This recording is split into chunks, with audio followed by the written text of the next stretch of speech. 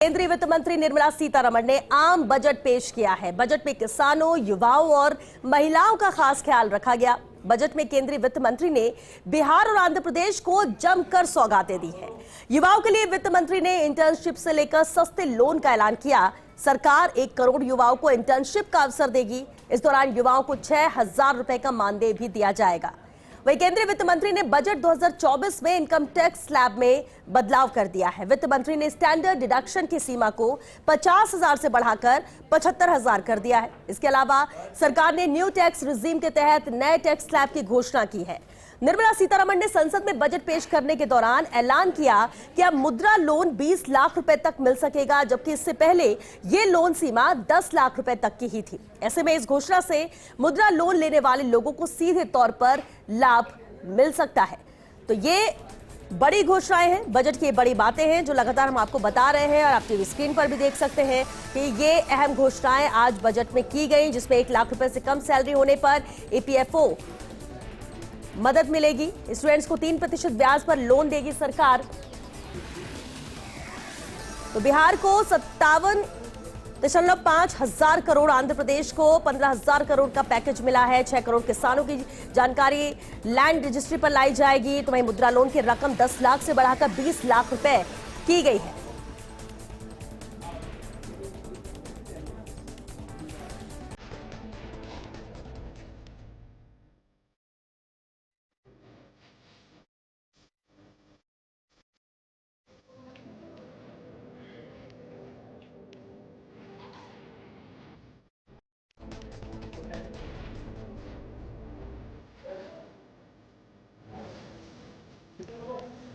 तो ये लगातार बड़ी बातें, देखिए जिस तरह से कहा भी जा रहा था कि हर सेक्टर को छूने की कोशिश, लेकिन इतना जरूर है कि इस पूरे बजट में जो घोषणाएं की गई हैं, आज आपको कुछ नहीं मिल रहा, लेकिन भविष्य के मद्देनजर इस बजट को देखा जाए तो ये प्लानिंग पूरी उसी लिहाज से की गई है। और जैसा कि कहा भी जा रहा था कि झलक इसमें 47 की नजर आएगी, वो दिख रही है, लेकिन राहत देने की कोशिश भी यहाँ पर सरकार की तरफ से की गई। लेकिन जिस तरह से आंध्र प्रदेश और बिहार जो विशेष दर्जा, राज्य का दर्जा की मांग थी, मांग से तो इनकार किया गया, लेकिन फिर भी उन्हें दिया गया है बहुत कुछ।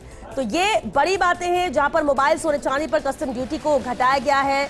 7,75,000 तक के इनकम टैक्स को फ्री यहां पर किया गया है। फैमिली पेंशन पर टैक्स छूट 15,000 से बढ़कर अब इसे 25,000 किया गया है। 1 लाख रुपए से कम सैलरी होने पर EPFO की मदद के लिए मदद की जाएगी।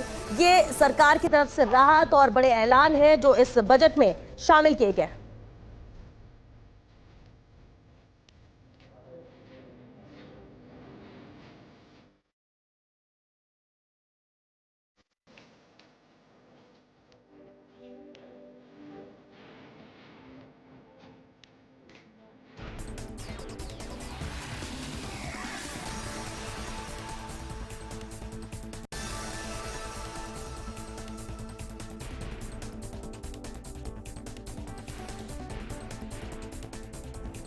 तो बजट सामने है और बजट को लेकर हम हालांकि पहले चर्चा भी कर रहे थे कि क्या उम्मीद की जा सकती है, लेकिन अब क्योंकि बजट को लेकर तस्वीर साफ हो चुकी है तो एक बड़ा पैनल भी हमारे साथ मौजूद है इस पर चर्चा करने के लिए। सबसे पहले उनसे रूबरू करा देते हैं आपको। हमारे साथ प्रदीप चतुर्वेदी जी हैं, कांग्रेस से प्रवक्ता है, बहुत स्वागत है प्रदीप जी आपका। कुलदीप सिंह जी हमारे साथ है, पर्यटन सेक्टर से, सर बहुत स्वागत है आपका। हमारे साथ चर्चा में उज्जवल शर्मा जी भी शामिल हुए हैं, एक्सपर्ट हैं GST और टैक्सेशन को लेकर, इसे समझना भी बेहद जरूरी है, बातचीत इसे लेकर भी करेंगे।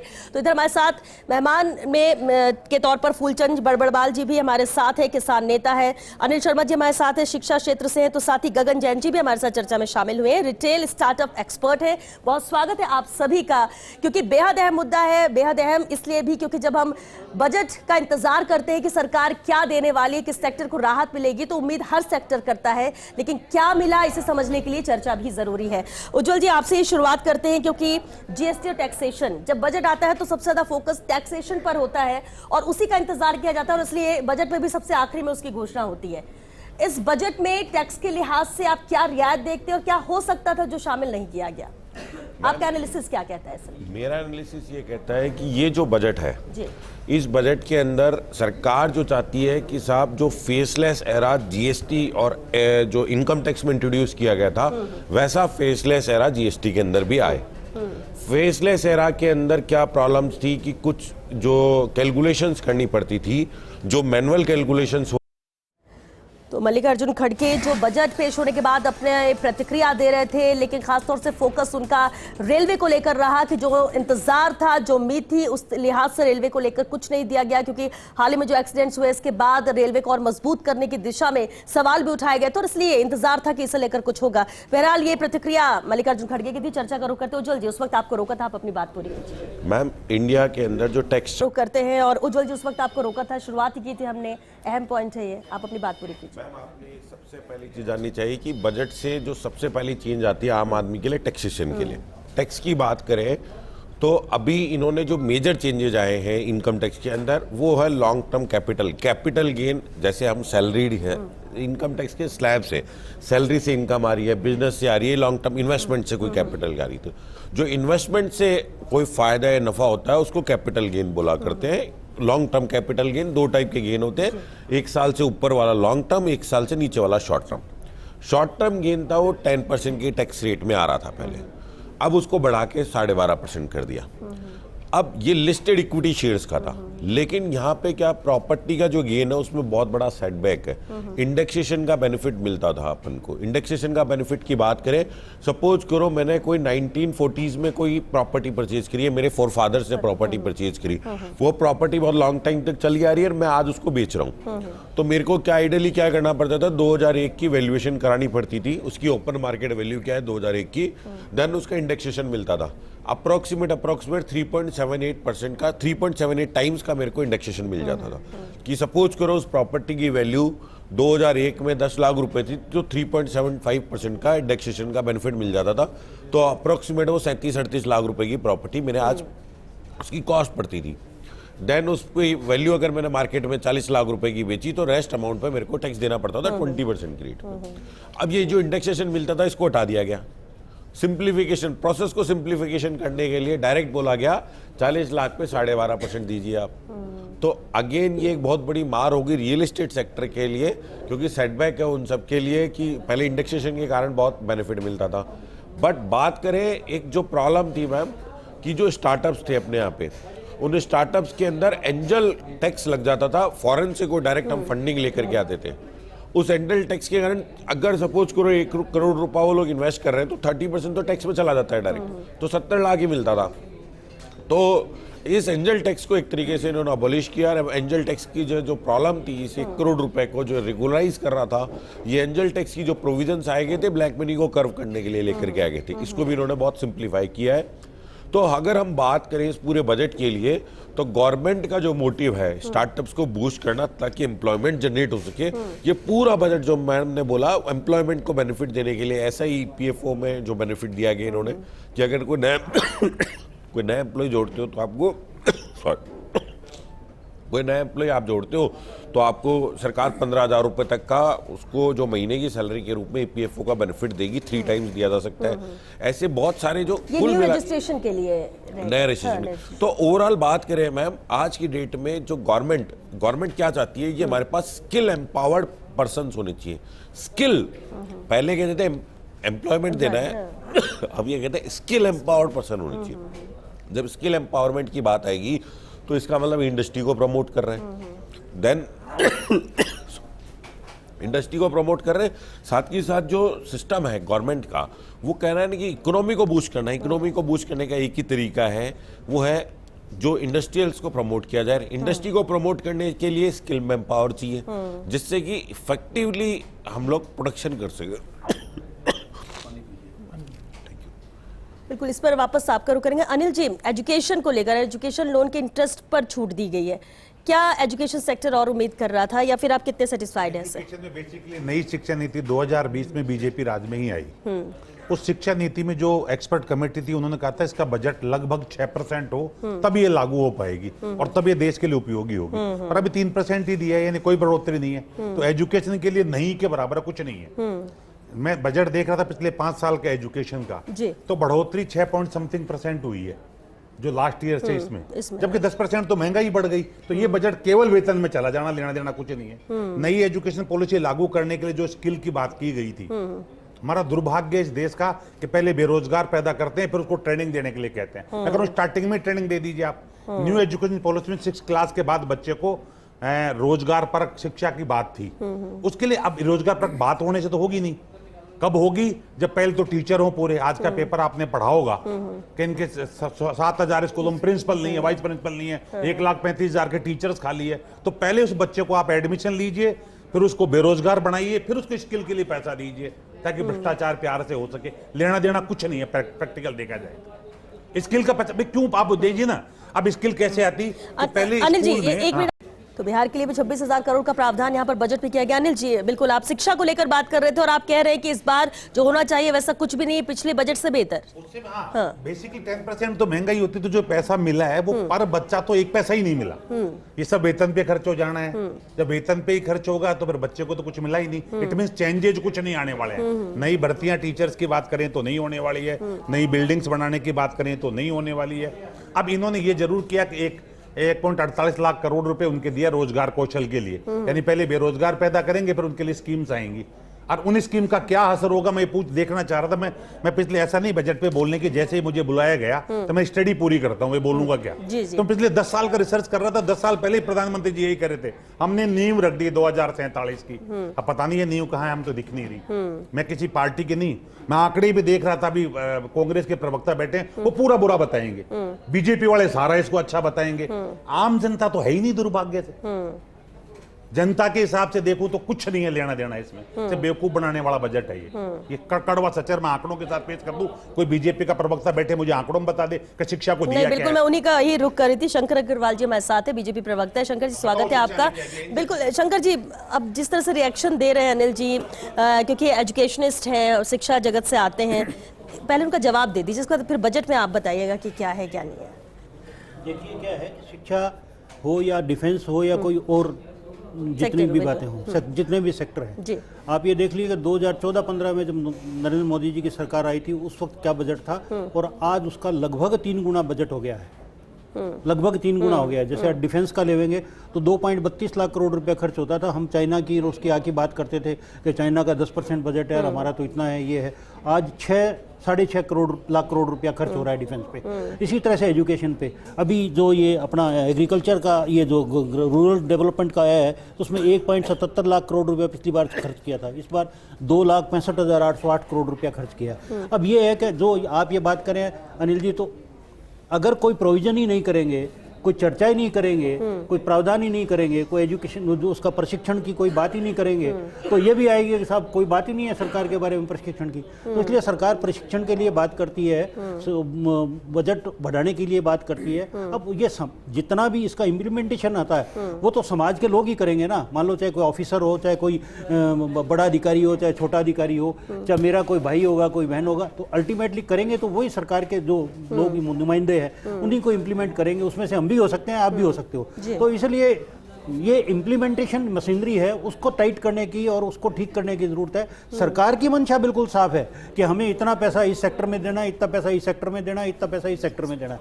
तो सभी सेक्टर में पैसा बराबर जो है बढ़ा करके दे रहे हैं। आप पिछले 10 साल का पूरा बजट में एक एक चीज क्या बताओ तो मैं सब बता देता हूं आपको कि सारा बजट बढ़ा करके और पेश किया है और वो हर साल बजट में खर्चा हो रहा है। अगर मान लो अगर ये बजट बढ़ाते नहीं तो आज क्या डिफेंस के अंदर जितने आयाम बन गए हैं, जितने अरुणाचल में, लद्दाख में जितनी रोड्स टनल्स बन गए हैं, क्या बन जाते उससे?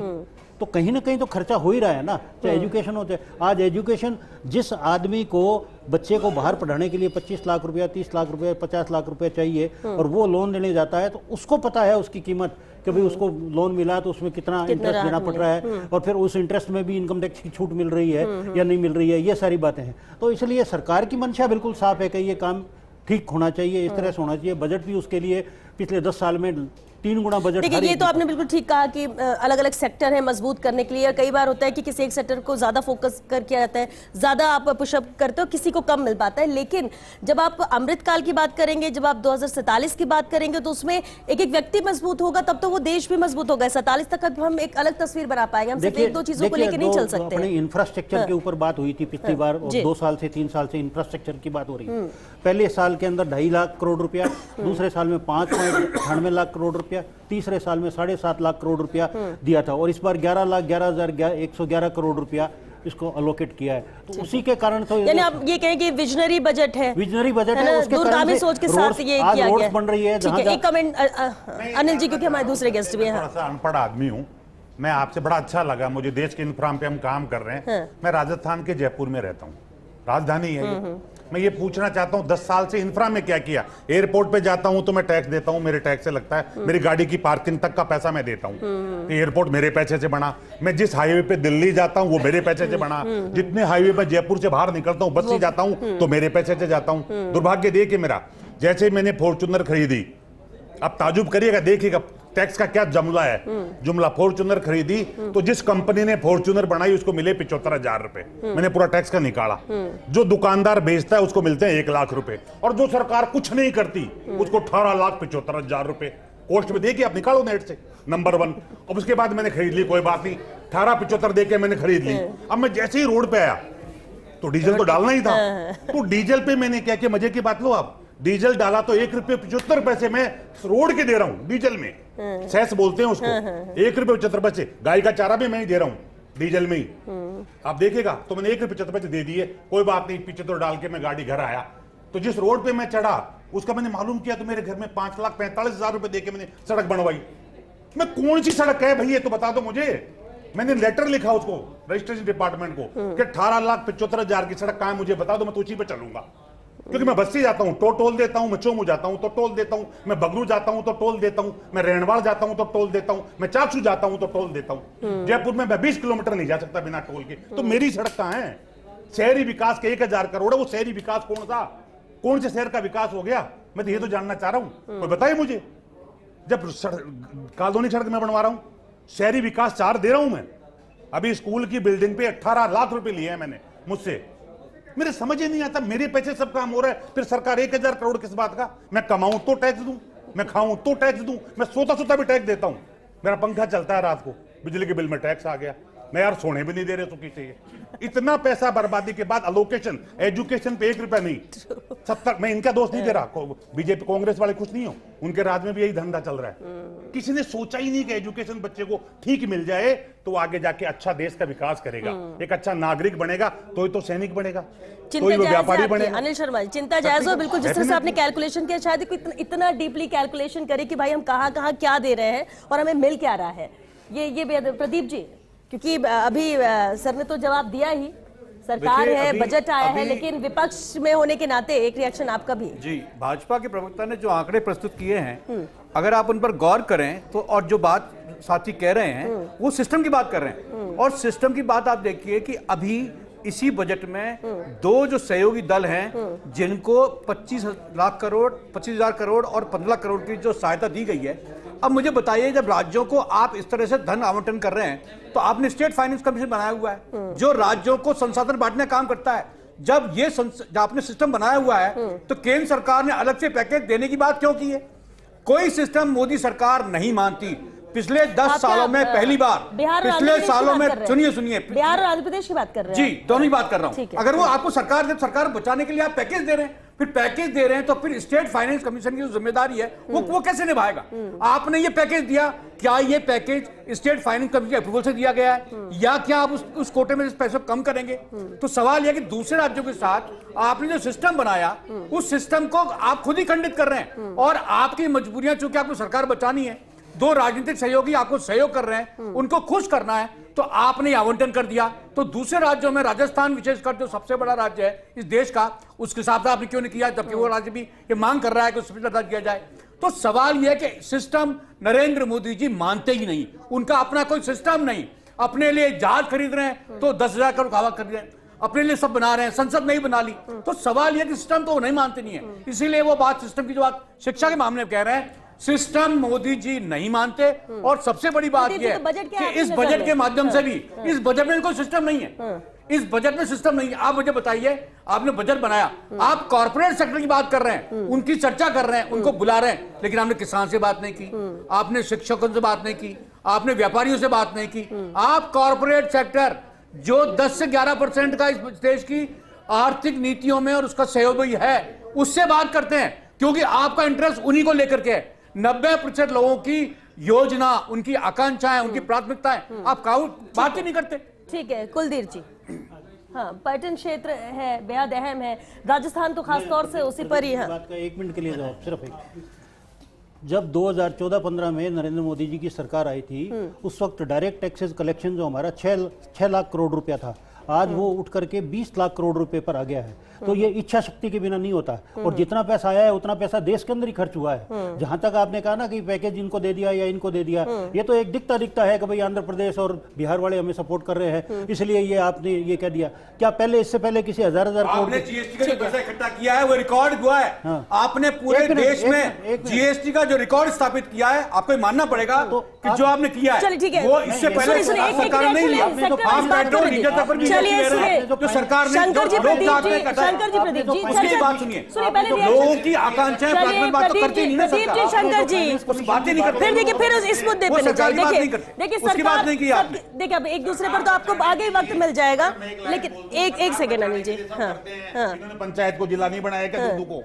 इन्होंने नहीं किया क्या? बिल्कुल ठीक, सारा देश ही करता है। बीजेपी हमने सत्ता का विकेंद्रीकरण किया था। चलिए ठीक है ना, ठीक है, हमने सत्ता का विकेंद्रीकरण किया और विकेंद्रीकरण से विकास जल्दी होता है, विकास प्रभावी होता है। चलिए देख रहे हैं राजस्थान में विकास हो रहा है, देख रहे हैं। विकेंद्रीकरण सरकार के लिए, सरकार के विकास के लिए। कुलदीप जी एक सेकेंड। बड़ा परिवार नहीं समझा जाता, छोटा परिवार सहज और सहजता से बना जाता है।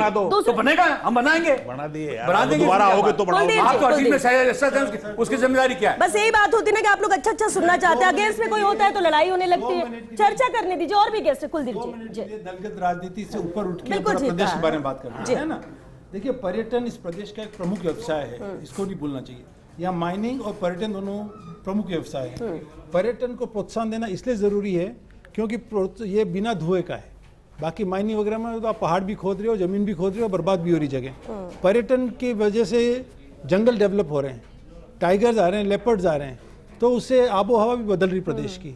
और आज की तारीख में बहुत ज़रूरी है क्योंकि गर्मियों में टेम्परेचर 50 डिग्री पहुंच गया है। इन सब को रोकने के लिए हमको जंगलों का विकास करना पड़ेगा। जंगलों के विकास के साथ साथ हमको वाइल्ड लाइफ विकास करना पड़ेगा। वाइल्ड लाइफ के साथ साथ उसके चारों तरफ जो होटल्स वगैरह जो डेवलप हो रहे हैं, उनको एक सर्टेन नियम के साथ डेवलप कराना पड़ेगा। वहाँ शादियाँ नहीं हो, डीजे नहीं बजे, जानवर डिस्टर्ब नहीं हो, वातावरण शुद्ध रहे, ये जरूरी है। दूसरा, सफाई बहुत ज़रूरी है। इस बजट के अंदर टूरिज्म के ऊपर बहुत ज़्यादा नहीं कहा गया, बट जो कहा गया बहुत इंपॉर्टेंट मुद्दा है। उन्होंने उड़ीसा को एक पैकेज दिया है, उड़ीसा के पर्यटन बढ़ोतरी के लिए किया गया। उड़ीसा एक आदिवासी प्रदेश है, वहाँ बहुत आवश्यक है। नालंदा हमारी प्रतिष्ठा का एक प्रतिबिंब था, आज उसकी जो पास ग्लोरी है उसको वापस डेवलप करने के लिए बहुत ज़रूरी है। राजगिरी के ऊपर ध्यान दिया गया। राजस्थान के ऊपर जो पिछला राजस्थान का भी जो बजट अनाउंस हुआ था, उसके अंदर पर्यटन को खूब दिया गया है।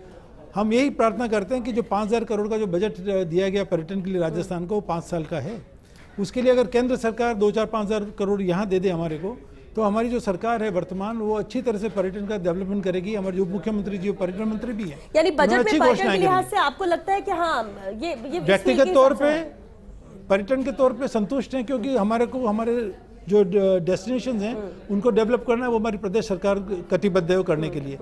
जो एयरपोर्ट्स वगैरह हैं, एयरपोर्ट राजस्थान में घोषित भी हुए हैं, बन भी रहे हैं, बने भी हैं। हाँ, एक मुझे जरूर ताजुब हो रहा है कि जो वंदे भारत ट्रेन चली है उदयपुर जयपुर के बीच में, और उसमें इसका फ्रीक्वेंसी कम कर दी गई। 6 दिन की जगह 3 दिन चलेगी, 3 दिन वो आगरा जाएगी। शायद उसका किराया ज़्यादा है, लेकिन अगर रेलवे उसको अफोर्ड कर सकता है और उसको 6 दिन चलाए, तो उसकी वजह से पर्यटन जो जा रहा है उस ट्रेन के अंदर। आज को मैं बता दूं मैडम कि ये जो वंदे भारत ट्रेन है, ये किसी भी यूरोप की ट्रेन से बेहतर ट्रेन है, सफाई के मामले में और सर्विस के मामले में। किसी भी यूरोपियन ट्रेन में आप बैठते हो तो आपको अखबार, गुलाब का फूल, पानी की बोतल, लंच, डिनर, ब्रेकफास्ट नहीं मिलते। यहाँ पे आपको सब मिलता है, कितने प्राइस में। तो इसको सरकार को कंटिन्यू रखना चाहिए राजस्थान में।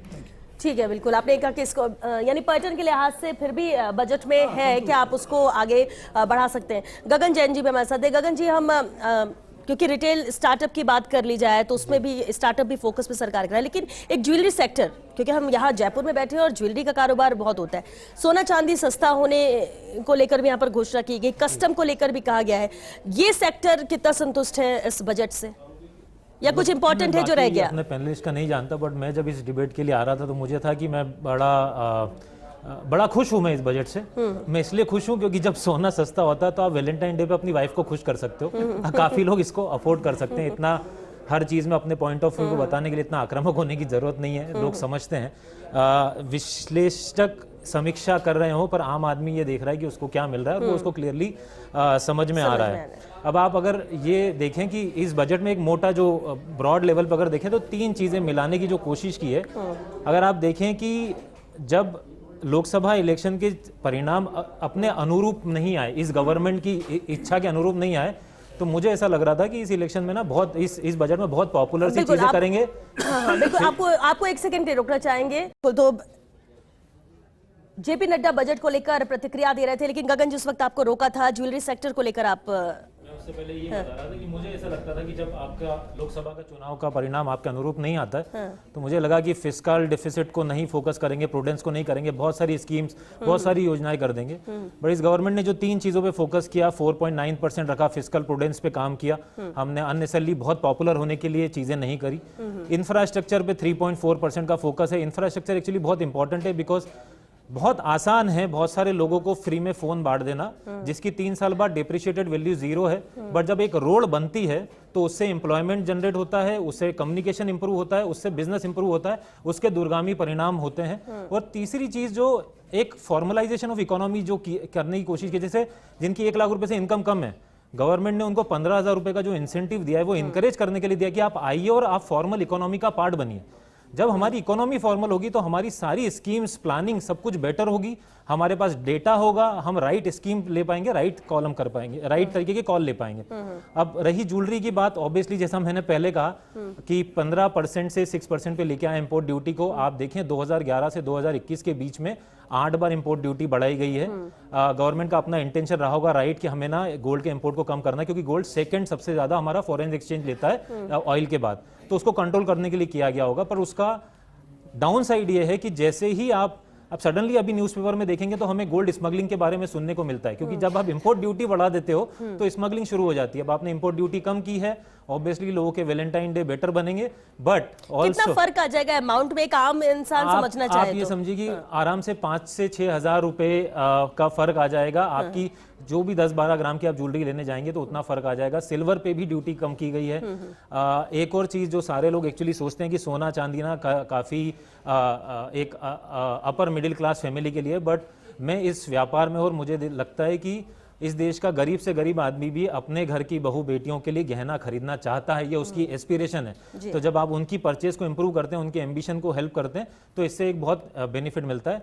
दूसरी चीज जो मैं हाईलाइट करना चाहूंगा यहाँ पे, क्योंकि मैं स्टार्टअप से आया हूँ, मेरी खुद की 3 स्टार्टअप रही हैं इससे पहले।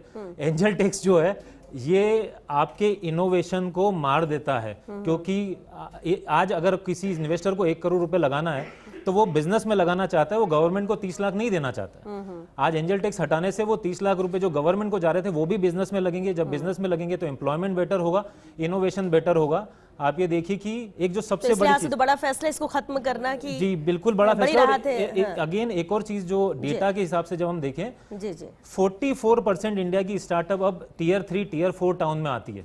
तो अगर हम एंजल टैक्स का पॉजिटिव इंप्लीकेशन देखेंगे तो रूरल एरियाज में भी, टियर 3 टियर 4 सिटीज में भी एम्प्लॉयमेंट की अपॉर्चुनिटीज बढ़ेंगी। तो एंजल टैक्स बड़ा वो है। मेरी सिर्फ एक कंप्लेन है इस उसमें कि जब हम रिटेल सेक्टर की बात करते हैं तो जब भी आप कोई रिटेल स्टोर ओपन करते हैं तो जो भी जैसे प्लांट और मशीनरी या जब भी कोई खर्चा होता है उस पर आपको जीएसटी इनपुट क्रेडिट मिलता है। बट जब एक रिटेल स्टोर ओपन करते हैं तो उसमें इमूवेबल जो भी चीजें यूज होती हैं एक स्टोर को ओपन करने के लिए, उस पर जीएसटी का इनपुट क्रेडिट नहीं मिलता है, जो कि मुझे लगता है रिटेल एक 10% कंट्रीब्यूशन करता है जीडीपी को, उसको एनकरेज करने के लिए हमें कॉल लेना चाहिए था। जी जी बिल्कुल बिल्कुल, चर्चा को आगे बढ़ाएंगे। जोधपुर से सहयोगी राजीव गौड़ भी हमारे साथ जुड़ चुके हैं। राजीव, आपके साथ भी मेहमान हैं, क्या रिएक्शन है इस बजट को लेकर?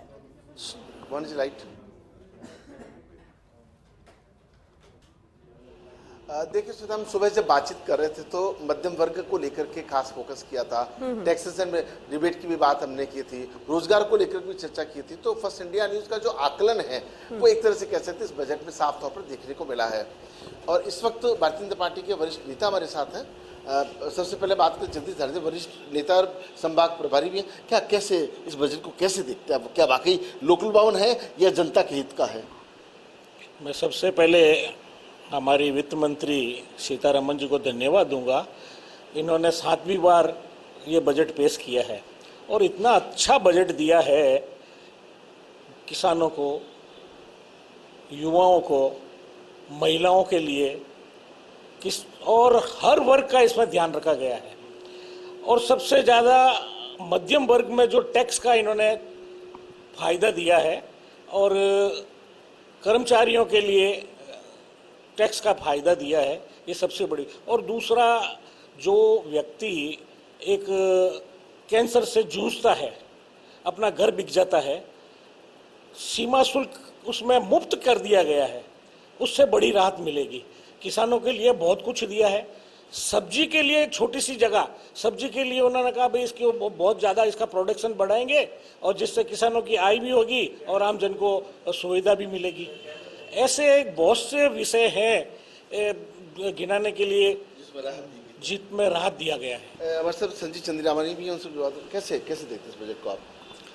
सर्वप्रथम तो मैं इस शानदार बजट के लिए हमारे केंद्र की भाजपा सरकार और हमारे आदरणीय नरेंद्र मोदी जी के साथ में निर्मला सीतारमण जी को बधाई देना चाहूँगा कि उन्होंने इस बजट में आम नागरिक के साथ में गरीबों का, महिलाओं का, किसानों का, सबका ध्यान रखा है।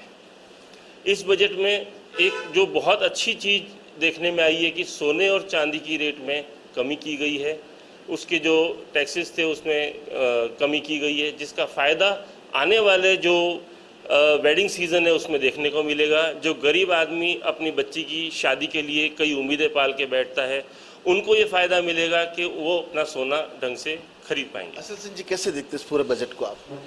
देखिए, प्रधानमंत्री मोदी जी ने एक संकल्प किया है कि भारत को विकसित भारत की श्रेणी में लेके आना है, और इस कदम की ओर बढ़ाते हुए निर्मला सीतारमण ने बहुत ही बेहतरीन बजट प्रस्तुत किया है। इसमें विशेष रूप से ये समर्थ और शक्तिशाली भारत की एक प्रतिमूर्ति है, जहाँ पर विशेष रूप से जैसे युवाओं को इसमें काफ़ी अवसर प्रदान किए जा रहे हैं। जैसे इंटर्नशिप को लेकर जैसे 500 करोड़ का प्रावधान किया गया, जिसमें 5 से 6-7 हज़ार रुपये जो भी इनको मिलेगा स्टाइफंड वगैरह। साथ ही पर्यटन को लेकर जो सर्किट नए तैयार किए जाएंगे। नालंदा जो विश्वविद्यालय, जो हमारे एक शान शिक्षा क्षेत्र में एक सबसे बड़ा कुंभ मठ है जिसको हम कहते हैं, उसको एक वापस से तवज्जो दी गई है, वो वहाँ पे एक उसको स्पॉट बनाया जाएगा। इसके अलावा जैसे किसान वर्ग को, महिला शक्ति को, यूथ को, सभी को इसमें प्राथमिकता दी गई है, और ये सर्वस्पर्शी समावेशी बजट है। बड़ी बात तो केंद्रीय मंत्री गजेंद्र सिंह शेखावत, जो कि जोधपुर से प्रतिनिधित्व करते हैं, उनकी भी प्रतिक्रिया जो आई है, उन्होंने हालांकि ये बात बजट से पहले कह दी थी, और वही का वही जब बजट आया है तो लोगों को खुशी होना स्वाभाविक है। अगर बात करें तो जो यहाँ से साधी प्रीति प्रेमवदा है, उन्होंने यहाँ तक कहा कि विश्व की अर्थव्यवस्था 1930 में कैसी होगी, आने वाले 10 साल को ध्यान में रख करके इस बजट को। बहुत शुक्रिया राजीव आपका इस पूरी बातचीत के लिए। और चलिए सहयोगी शिखा भी हमारे साथ जुड़ गई। शिखा, हम अलग अलग सेक्टर पर बात कर रहे हैं और रियल एस्टेट सेक्टर भी बेहद महत्वपूर्ण है। आपके साथ गोपाल गुप्ता जी भी है, जरा उनसे पूछिए कैसे इस बजट को देख रहे हैं। बिल्कुल, और वित्त मंत्री निर्मला सीतारमण ने केंद्रीय बजट 2024 पेश कर दिया है और इसी पर चर्चा करने के लिए हमारे साथ खास पैनल मौजूद है। सबसे पहले सभी का परिचय करवाऊंगी एक एक करके। हमारे साथ एसोसिएट एडिटर विबल कोठारी जी जुड़े हैं इसी पर चर्चा करने के लिए। हमारे साथ सीनियर रिपोर्टर जियाउद्दीन खान है, हमारे साथ सीनियर रिपोर्टर डिम्पल शर्मा जुड़ी हैं, हमारे साथ senior special correspondent Vinod Singh Chauhan हमारे साथ जुड़े हैं, हमारे साथ associate editor doctor Rituraj Sharma जुड़े, और हमारे साथ क्रेडाई राजस्थान के चेयरपर्सन गोपाल गुप्ता जुड़े, तो हमारे साथ एसोसिएट एडिटर अभिषेक श्रीवास्तव भी जुड़े हैं। शुरुआत करना चाहेंगे गोपाल गुप्ता जी के साथ। गोपाल गुप्ता जी, बजट में आर्श लेटर की बड़ी चर्चा हुई। केंद्र सरकार ने इसे राहत वाला बजट बताया, लेकिन चर्चा हुई रोजगार की भी, चर्चा हुई राजनीति की भी। राजनीति करने के लिए कांग्रेस पार्टी कह रही है कि कॉपी पेस्ट है, लेकिन अब रियल एस्टेट इस पर क्या सोचता है? अंतरिम बजट को लेकर रियल एस्टेट ने कहा था कि ये आरामदायक बजट रहा, लेकिन बेहतरी की उम्मीद पूर्ण बजट से जताई थी। बताइएगा। देखिए, रियल एस्टेट विकास का इंजन है। जब ये चलता है तो 300 से अधिक इंडस्ट्रीज में रोजगार पैदा होते हैं, एम्प्लॉयमेंट कैसे पैदा होते हैं, सरकार को आय मिलती है। सीधे रूप से आज कोई मदद नहीं मिली है, लेकिन इन्होंने एक लॉन्ग टर्म कैपिटल गेन पर बड़ी राहत प्रदान की है। पहले जहां पर 20% टैक्स लगता था, वहां अब 12.5% टैक्स लगेगा। दूसरी ओर स्टॉक मार्केट में पहले शॉर्ट टर्म कैपिटल गेन जो था वो था आपका 15%, जिसे बढ़ा के कर दिया 20%। लॉन्ग टर्म 10% था, उसे 12.5 कर दिया। परिणाम ये होगा कि जो स्टॉक मार्केट में काम करते हैं, जो काम करते हैं शेयर मार्केट का, वो अब इन्वेस्टमेंट करेंगे रियल एस्टेट में, उनके इन्वेस्टमेंट से पूंजी निवेश होगा, रोजगार का अवसर बढ़ेंगे। और जब हमारे बजट आते हैं तो 40% टैक्स हम चुकाते हैं सरकार को। आज कड़े के मेंबर जो हैं उनका कोई प्रोजेक्ट 100 करोड़ से कम का नहीं होता है। मतलब ये हुआ नया बजट आएगा 40 करोड़ की इनकम सरकार को भी होगी, उससे विकास भी होगा। तो मैं कहना चाहता हूँ कि आज का बजट जो है बड़ा विजनरी है। इसमें मोदी जी का सपना है कि 2047 तक जो दुनिया के विकसित राष्ट्र हैं उनमें हिंदुस्तान अग्रिम पंक्ति में खड़ा हो, उस दिशा में आज के बजट की शुरुआत है। विशेष करके बजट में आज महिलाओं को, युवाओं को, किसानों को अनेक राहत प्रदान की गई है जो कि भारतीय इकोनॉमी का मूल आधार हैं। तो मैं उम्मीद करता हूँ आने वाले टाइम में इसके परिणाम अच्छे आएंगे और लाभ मिलेगा। तो गोपाल जी इसे विजनरी बता रहे हैं, कह रहे हैं कि विकसित भारत की दृष्टि से इस बजट को लाया गया है। हमारे साथ विमल कोठारी जी भी लगातार जुड़े हुए हैं। विमल जी, अगर समझना चाहें बजट में क्या सस्ता क्या महंगा, आम जनता की निगाह इसी पर रही। कस्टम ड्यूटी का बड़ा जिक्र हुआ कि उसे कम कर दिया गया, खनिजों के लिए उसे खत्म किया गया, लेकिन आखिर इस बजट से क्या महंगा हुआ और क्या सस्ता हुआ, आमजन कैसे इस बजट को दिख रहा है, आपसे समझना चाहिए। देखिए शिखा जी, अगर इसको बजट को समझा जाए तो इसमें दोनों चीज़ें हैं। बजट में जो कस्टम ड्यूटी कम हुई है उसके कारण से बहुत सारी चीज़ें ऐसी है जिसके अंदर अब लोगों को कम पैसा देना पड़ेगा, उनको राहत मिलेगी। लेकिन एक बड़ी चौंकाने वाली चीज़ें भी हैं। जब बजट भाषण खत्म हुआ था उसके बाद में जो नोटिफिकेशंस जारी हुए थे उनको देख रहा था, वित्त मंत्री के बजट भाषण में खुद में ये उल्लेख है, जैसे मैं अपने कैमरामैन साथी इकबाल को कहूँगा वो स्क्रीन पे दिखाए, ये जैसे लेबोरेटरी केमिकल अंडर हेडिंग 9802 है, इसमें 10% की रेट ऑफ कस्टम ड्यूटी थी जिसको बढ़ा के 150 कर दिया गया। मतलब एक साथ 10% को बढ़ा के 150% कर दिया गया। इसके पीछे जो कारण है वो कारण ये माना जा सकता है कि जो घरेलू उद्योग हैं उन उद्योगों को आयातित माल से राहत देने की।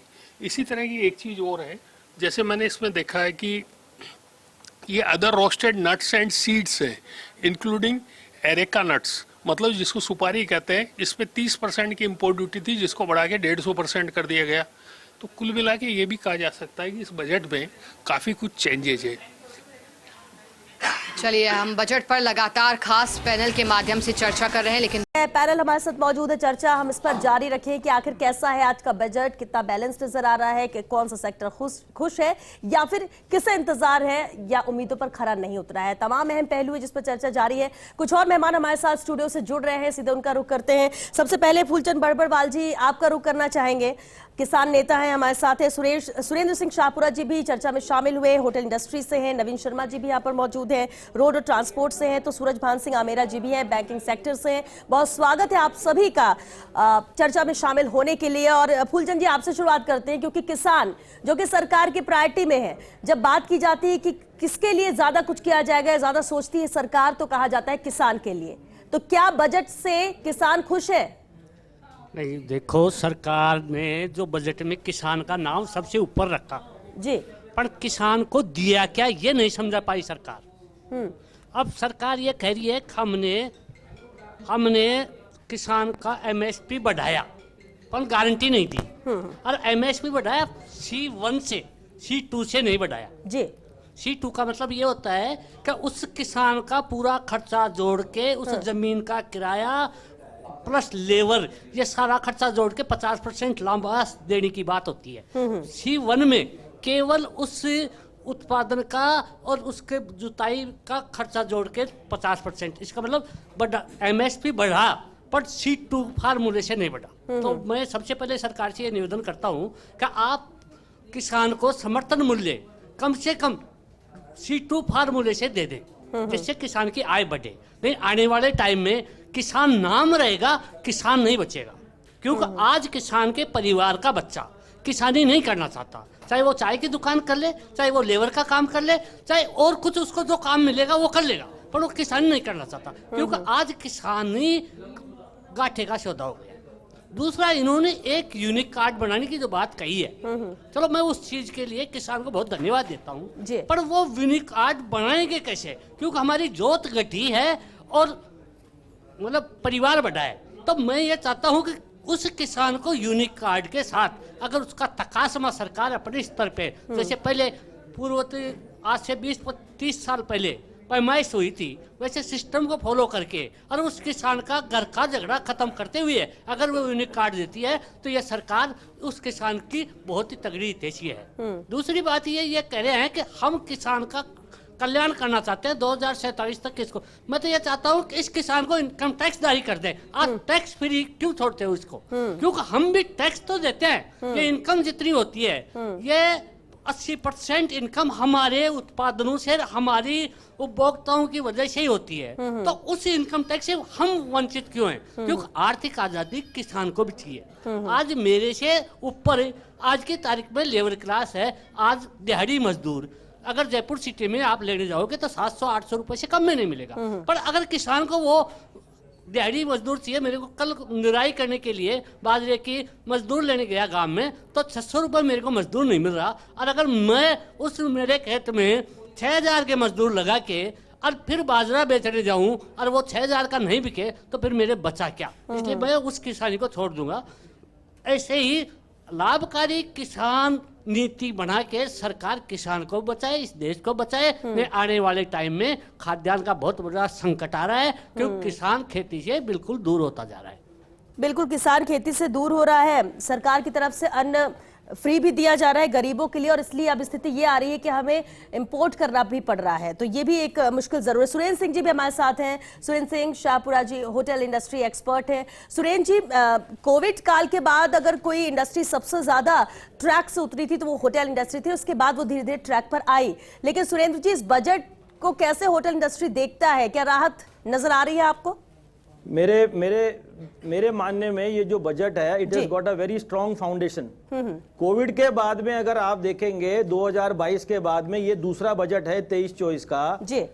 अगर हम बात कर रहे हैं विजन की, हम बात कर रहे हैं 2047 की, जो हमारे प्रधानमंत्री जी बार बार कहते हैं जी। तो हमारे को जो भी बजट आएगा उसका जो फाउंडेशन है दूर दृष्टि का वो बजट आएगा। आज हम चाह रहे हैं कि चुटकी के अंदर कोई चीज हो जाए, ये बहुत डिफिकल्ट है। अभी जैसे बड़बड़वाल जी ने कहा कि किसान का बच्चा किसान नहीं करना चाहता, वो क्या करना चाह रहा है? Ultimately he is coming to the MSME sector. और एमएसएमई सेक्टर के लिए इस बजट के अंदर जो अगर आप देखेंगे कि एमएसएमई सेक्टर को सबसे ज्यादा इंपॉर्टेंस हमारे वित्त मंत्री ने दी है। यानी कि जो पब्लिक सेक्टर बैंक्स हैं उनको एमएसएमई सेक्टर के लिए एक्सटर्नल असेसमेंट को हटा के उन्होंने डिजिटल फुटप्रिंट को प्रमोट किया है। Now digital footprint is very important. पहले टर्नओवर बेस के ऊपर एमएसएमई सेक्टर को फैसिलिटी मिलती थी, क्रेडिट लिमिट मिलती थी, ओडी लिमिट मिलती थी, वो एक कम सीमा में होती थी। अब अगर उसको डिजिटल फुटप्रिंट पे किया है तो उसको आर्थिक सहयोग ज्यादा मिलेगा। ये बहुत इंपॉर्टेंट है और बहुत वेलकमिंग है। 10 लाख तक के जितने भी आपके सैलरीड लोग हैं उनको 17,500 की सालाना बचत होगी। ये उनकी जो पूरी जो 12 महीने की उनकी जो सैलरी जा रही है 10 लाख तक, उसमें उनको 17,500 का उनको बचत है। वुमेन एंड गर्ल्स के लिए लगभग 3 लाख करोड़ की स्कीम है। This is very very encouraging. आगे ज्यादा से ज्यादा जो एंटरप्रेन्योर्स हैं वो लेडीज में और हमारे जो गर्ल्स हैं वो आएंगे। अब आप देखिए सिडबी है, सिडबी के 24 ब्रांचेस पे फोकस किया है। एमएसएमई की सिडबी की 24 ब्रांचेस और खुलेंगी। This is again very welcoming. Around 20 lakhs youths will be skilled in 5 years. This is again a very welcoming step. 1000 ITI to be upgraded. I think so everything has been covered. और tourism की जिस sector से मैं आ रहा हूँ उसके लिए मैं ये कहना चाहूंगा कि जो विष्णुपद टेम्पल कॉरिडोर और महाबली टेम्पल कॉरिडोर है इसको वर्ल्ड क्लास डेस्टिनेशन बनाने की घोषणा हमारे वित्त मंत्री जी ने करी है। It is very very much welcoming. और नालंदा को ये वापस से ग्लोरी ऑफ नालंदा यूनिवर्सिटी को रिवाइव कर रहे हैं। This again a very welcoming step. I think so ये जो बजट है अपने आप में एक फ्यूचरिस्टिक बजट है और इसको पॉजिटिव वे में हम सबको लेना चाहिए। Critics are always there and they are welcome. बिल्कुल बिल्कुल सुरेंद्र जी, यानी आप ये कह रहे हैं कि दूरगामी सोच के साथ जिस तरह से कहा जाता है झलक 2047 की नजर आएगी, उसके फाउंडेशन के तौर पर देखें तब जाकर 2047 में जो लक्ष्य लेकर चल रहे हैं वो मिल सकेगा। आज की डेट में राहत रही लेकिन आने वाले वक्त में राहत मिलेगी, ये मानना आपका ठीक है। नवीन शर्मा जी हमारे साथ है, रोड ट्रांसपोर्ट एक्सपर्ट है। नवीन जी, बेहद अहमियत रहती है रोड की जब हम ट्रांसपोर्ट की बात करते हैं क्योंकि महंगाई बहुत हद तक ट्रांसपोर्टेशन पर निर्भर करती है और ये महंगाई है जो कि कम होने का नाम ही नहीं ले रही है। इस लिहाज से कितना फायदेमंद ये बजट लग रहा है या फिर लगता है आपको कि उतनी इंपॉर्टेंस नहीं दी गई? देखिए, नो डाउट निर्मला सीतारमन जी ने बहुत अच्छा बजट पेश किया है 2027 विजन को लेके, लेकिन और रोडों के ऊपर भी इन्होंने 26,000 करोड़ रुपए का जो बजट और एक्स्ट्रा इन्होंने जारी किया है जी। वो किसी न किसी हद तक रोड ट्रांसपोर्ट को बूस्ट करेगा और उसमें सहयोग रहेगा इसका बजट का, और आने वाला फ्यूचर रोड ट्रांसपोर्ट का ठीक रहेगा। लेकिन फिर भी बेसिकली जो ज़रूरतें हैं ट्रांसपोर्टर्स की, उस पर इनको फोकस करना चाहिए। शायद अभी भी इन्होंने, क्योंकि एक ट्रांसपोर्ट एक सेक्टर वो है कि जो पूरे हिंदुस्तान की एक बैकबोन है। ट्रांसपोर्ट वो चीज़ है जिससे पूरा हिंदुस्तान मूव करता है, हर चीज़ें एक जगह से दूसरी जगह पहुंचती है, और किराया जो उसका रेंटल होता है वो बहुत बड़ा इफेक्ट करता है हर चीज़ की प्राइजेस को लेकर के। तो ट्रांसपोर्टर्स को जो फैसिलिटीज इनको देनी चाहिए उस पर उन्होंने शायद अभी भी फोकस करना, थोड़ा वो दूर रहे उस फोकस करने से। तो ट्रांसपोर्टर्स को फोकस शायद ही करेंगे तो आने वाला समय जो होगा, जो रोड रेट्स वगैरह का है, हर चीज़ का प्राइजेस वगैरह है, तो उस पर काफ़ी उस चीज़ का इफेक्ट पड़ता है। और आज जो ट्रांसपोर्टर्स को फैसिलिटी हाईवेज पे मिलना चाहिए, ट्रांसपोर्टर हर जगह टैक्स देता है, रोड टैक्स देता है, टोल टैक्स देता है, हर चीज़ देता है। ट्रांसपोर्टर्स को जहाँ भी जो भी सरकारें हैं जितना गेन उनसे कर सकती है, कहीं उनको रियायत नहीं दी जाती है। अगर शायद ट्रांसपोर्टर पे फोकस करके उनको रियायतें दी जाए, उनको फैसिलिटीज प्रोवाइड की जाए, तो शायद जो हर चीज की दरों में जो बढ़ोतरी ट्रांसपोर्टेशन के कारण होती है उसको कंट्रोल किया जा सकता है। तो वैसे विकासशील ये बजट है। मैं मोदी जी का और निर्मला सीतारमन जी का बहुत बहुत धन्यवाद अर्पित करता हूं कि उन्होंने एक अच्छा विजन लेकर के और ये बजट पेश किया है। फिर भी मेरी रिक्वेस्ट सरकार से और केंद्र सरकार दोनों से है कि ट्रांसपोर्टर्स को फोकस किया जाए, उनको फैसिलिटीज प्रोवाइड की जाए, रोड फैसिलिटीज प्रोवाइड की जाए, खाली एक टैक्स कलेक्शन का इनको जरिया नहीं बनाया जाए, तो शायद एक हिंदुस्तान के प्रोग्रेस में इनका बहुत बड़ा सहयोग होगा। और यही मैं कामना करता हूँ। अगेन बहुत बहुत धन्यवाद। चलिए, बिल्कुल ठीक है आपने नवीन जी की विजनरी बजट है, लेकिन उम्मीद तो कायम रहती है और जरूरतें भी लगातार बनी रहती है, और इस लिहाज से आपको लगता है कि ट्रांसपोर्टर्स पर भी फोकस किया जाए तो कुछ और अब फैसले लिए जा सकते हैं और इस सेक्टर को भी राहत मिल सकती है। चलिए, हमारे साथ सूरज भान सिंह आमेरा जी भी हैं बैंकिंग सेक्टर से। सूरज भान सिंह जी, कैसे इस बजट को देख रहे हैं, क्या नजर आता है आपको, क्योंकि बैंकिंग सेक्टर भी बेहद अहमियत रखता है और आज के वक्त में आम जन की भी उम्मीदें इससे रहती है। इस बजट के अंदर जो मुख्य रूप से एमएसएमई सेक्टर को महत्व दिया गया है जी, और एमएसएमई सेक्टर को जो ऋण सुविधाओं का विस्तार किया गया और ऋण सुविधाओं को सरलीकरण किया गया है, उसका सीधा सीधा संबंध बैंकिंग सेक्टर से है। तो हम उम्मीद करते हैं कि एमएसएमई सेक्टर के लिए जो बजट प्रावधान किए गए हैं, जो सुविधाओं और ऋण लोन क्रेडिट गारंटी दी गई है, उससे बैंकिंग सेक्टर का कारोबार बढ़ेगा, बैंक का ऋण व्यवसाय बढ़ेगा। साथ ही साथ मुद्रा लोन की लिमिट बढ़ाकर 10 लाख से 20 लाख की गई है, तो मुद्रा लोन भी बैंकिंग के माध्यम से ही दिए जाएंगे, तो बैंकिंग की ऋण सुविधाओं में विस्तार होने से बैंक का ऋण कारोबार बढ़ेगा, बैंक की लाभदायिता बढ़ेगी, बैंक का काम बढ़ेगा। साथ ही साथ इन्होंने नॉर्थ ईस्ट सेक्टर में, स्टेट्स में, राज्यों में, जो अभी तक हमारे 7 सिस्टर्स राज्य हैं जहां बैंकिंग सुविधाओं की बहुत कमी थी, आम आदमी बैंकिंग शाखाओं और बैंकिंग सुविधाओं से वंचित था, उस क्षेत्र में बैंकिंग शाखाओं के विस्तार की बात कही गई है। जो लंबे समय से हम बैंक कर्मचारी संगठन के नाते भी इस बात की मांग कर रहे थे कि सार्वजनिक क्षेत्र के बैंकों का नॉर्थ ईस्ट सेक्टर में विस्तार किया जाना चाहिए। तो उम्मीद करते हैं कि वहाँ बैंकिंग सेवाओं का विस्तार होगा तो बैंकिंग शाखाएं खुलेगी, बैंकिंग शाखाएं खुलेगी तो लोगों को वहाँ रोजगार भी मिलेगा, रोजगार का भी सृजन होगा। साथ ही साथ इनकम टैक्स के अंदर में, बैंक कर्मचारी होने के नाते इनकम टैक्स पर भी बात करना चाहूँगा कि इनकम टैक्स में जो 2 स्लैब्स का सिस्टम 2 जारी किया हुआ है, उसको अब ज्यादा समय तक नहीं चलाकर, उस जादू को ज्यादा समय तक नहीं चलाकर एक ही स्लैब्स वाला सिस्टम रखना चाहिए। पुराने में स्टैंडर्ड डिडक्शन 50,000 ही रखा है, दूसरे में नया स्टैंडर्ड डिडक्शन 75,000 कर दिया गया। तो ये एक ही देश के नागरिक के साथ, एक कर्मचारी के साथ इस तरह 2 सुविधाओं के नाम पर डिस्क्रिमिनेशन नहीं होना चाहिए, भेदभाव नहीं होना चाहिए। लेकिन कोई विशेष छूट आयकर में नहीं दी गई है, मात्र मैक्सिमम 17,500 रुपए की छूट किसी को मिलती है, जो बहुत इस महंगाई को देखते हुए नहीं है, क्योंकि कर्मचारी का अपना एक बहुत बड़ा हिस्सा सैलरी का इनकम टैक्स के रूप में सरकार के पास टैक्स के रूप में चला जाता है। बिल्कुल ठीक, आपने सूरज भान जी एक कमेंट जरूर उज्जवल जिस पर चाहेंगे। सुविधाओं का विस्तार किया जाना चाहिए था। और सिंपल सा तरीका बताता हूं मैं, 2 स्लैब के दोनों अलग अलग एडवांटेज है, क्योंकि इंडिया के अंदर सबकी इनकम एक जैसी नहीं है। बिलो इनकम वाले भी है, जिनकी इनकम 15 लाख रुपए से कम है, उनके अंदर पुराने स्कीम में जाएंगे, उनको बेनिफिट मिलता है। जिनकी इनकम स्लैब 15 लाख रुपए से ऊपर है, या अपन ऐसे कह रहे हैं और एवरेज पे लिया हो 7.5 लाख रुपए लिया हो, 7 लाख रुपए लिया हो, 8 लाख, छोटी इनकम वालों को लोअर जो पुरानी स्लैब रेट है उसके अंदर बेनिफिट मिल रहा है। तो जो पुरानी स्लैब रेट के अंदर लोग बाग हैं वो वही लोग हैं जो जिनकी इनकम स्लैब कम है। नई स्लैब के अंदर क्या है मैम, डिडक्शंस वगैरह हटा दिए गए, डिडक्शन हटा दिए गए, बट टैक्स रेट भी कम कर दिया गया। इसलिए जो इनकम हायर इनकम जो 10 लाख 15 लाख रुपए की इनकम वाले लोग हैं उनको नई स्कीम में बेनिफिट आ रहा है। आज 17,500 रुपए का स्कीम का स्लैब है, वो नई स्कीम है, पुरानी में नहीं दिया। सरकार जो प्रमोशन कर रही है वो नई स्कीम का कर रही है, क्योंकि वहां कोई डिडक्शन नहीं है, कोई कंफ्यूजन नहीं है, कुछ नहीं है, सिंपल फॉर्मेशन ऑफ टैक्स है। ये आपकी इनकम, इस पे इतना टैक्स है, फिक्स सिस्टम है। जो कहते हैं ना एमआरपी सिस्टम, मार्केट में रिटेल मैक्सिमम रिटेल प्राइस, तो मैक्सिमम रिटेल प्राइस का सिस्टम उन्होंने यहाँ ले आए। हाँ, ये जरूर मैं मानता हूँ कि सर कैपिटल गेन के अंदर जो टैक्सेशन में जो कैलकुलेशन का प्रोसेस था वो लेंदी था, प्रोसेस था, एडवांटेज मिलता था, उसको इन्होंने स्ट्रीमलाइन कर दिया। और प्रोसेस को स्ट्रीमलाइन करने की वजह से अब किसी पे टैक्स ज्यादा आएगा, किसी पे कम आएगा, ये सिचुएशन। बट मैं मानता हूँ ओवरऑल टैक्स के अंदर कोई मेजर चेंज नहीं है। हाँ, ये जरूर किया है मैम थोड़ा सा लिटिगेशन कर्व के लिए, अगर आपकी हाई टैक्स स्लैब थी तो 10 साल तक के असेसमेंट खुल जाते थे पहले, 10 साल रुपए तक का रीअसेसमेंट होता था। अब उसको रिड्यूस करके 6 साल कर दिया। तो ओवरऑल अगर इस बजट की बात करें तो मैम हर सेक्टर को कुछ ना कुछ देने की कोशिश की है। बट मैं ये मानता हूं कि सर बजट से, जैसे शिक्षा के क्षेत्र में कह रहे थे है और सारे सेक्टर में कह रहे थे, मैं एक छोटी सी चीज आप सबके माध्यम से कहना चाहता हूं जो मेरे मन की दुविधा है। 75 साल हो गए देश को आजाद हुए, अगर 75 साल हो गए देश को आजाद हुए, हम सब लोग एक बहुत अच्छा टैक्स दे रहे हैं, फिर भी medical facility world class level नहीं है, आम जन तक पहुंच नहीं है। मैं कह रहा हूं या तो बहुत लोअर मिडिल क्लास वहां तक पहुंच पाता है, उसको मिल जाती है।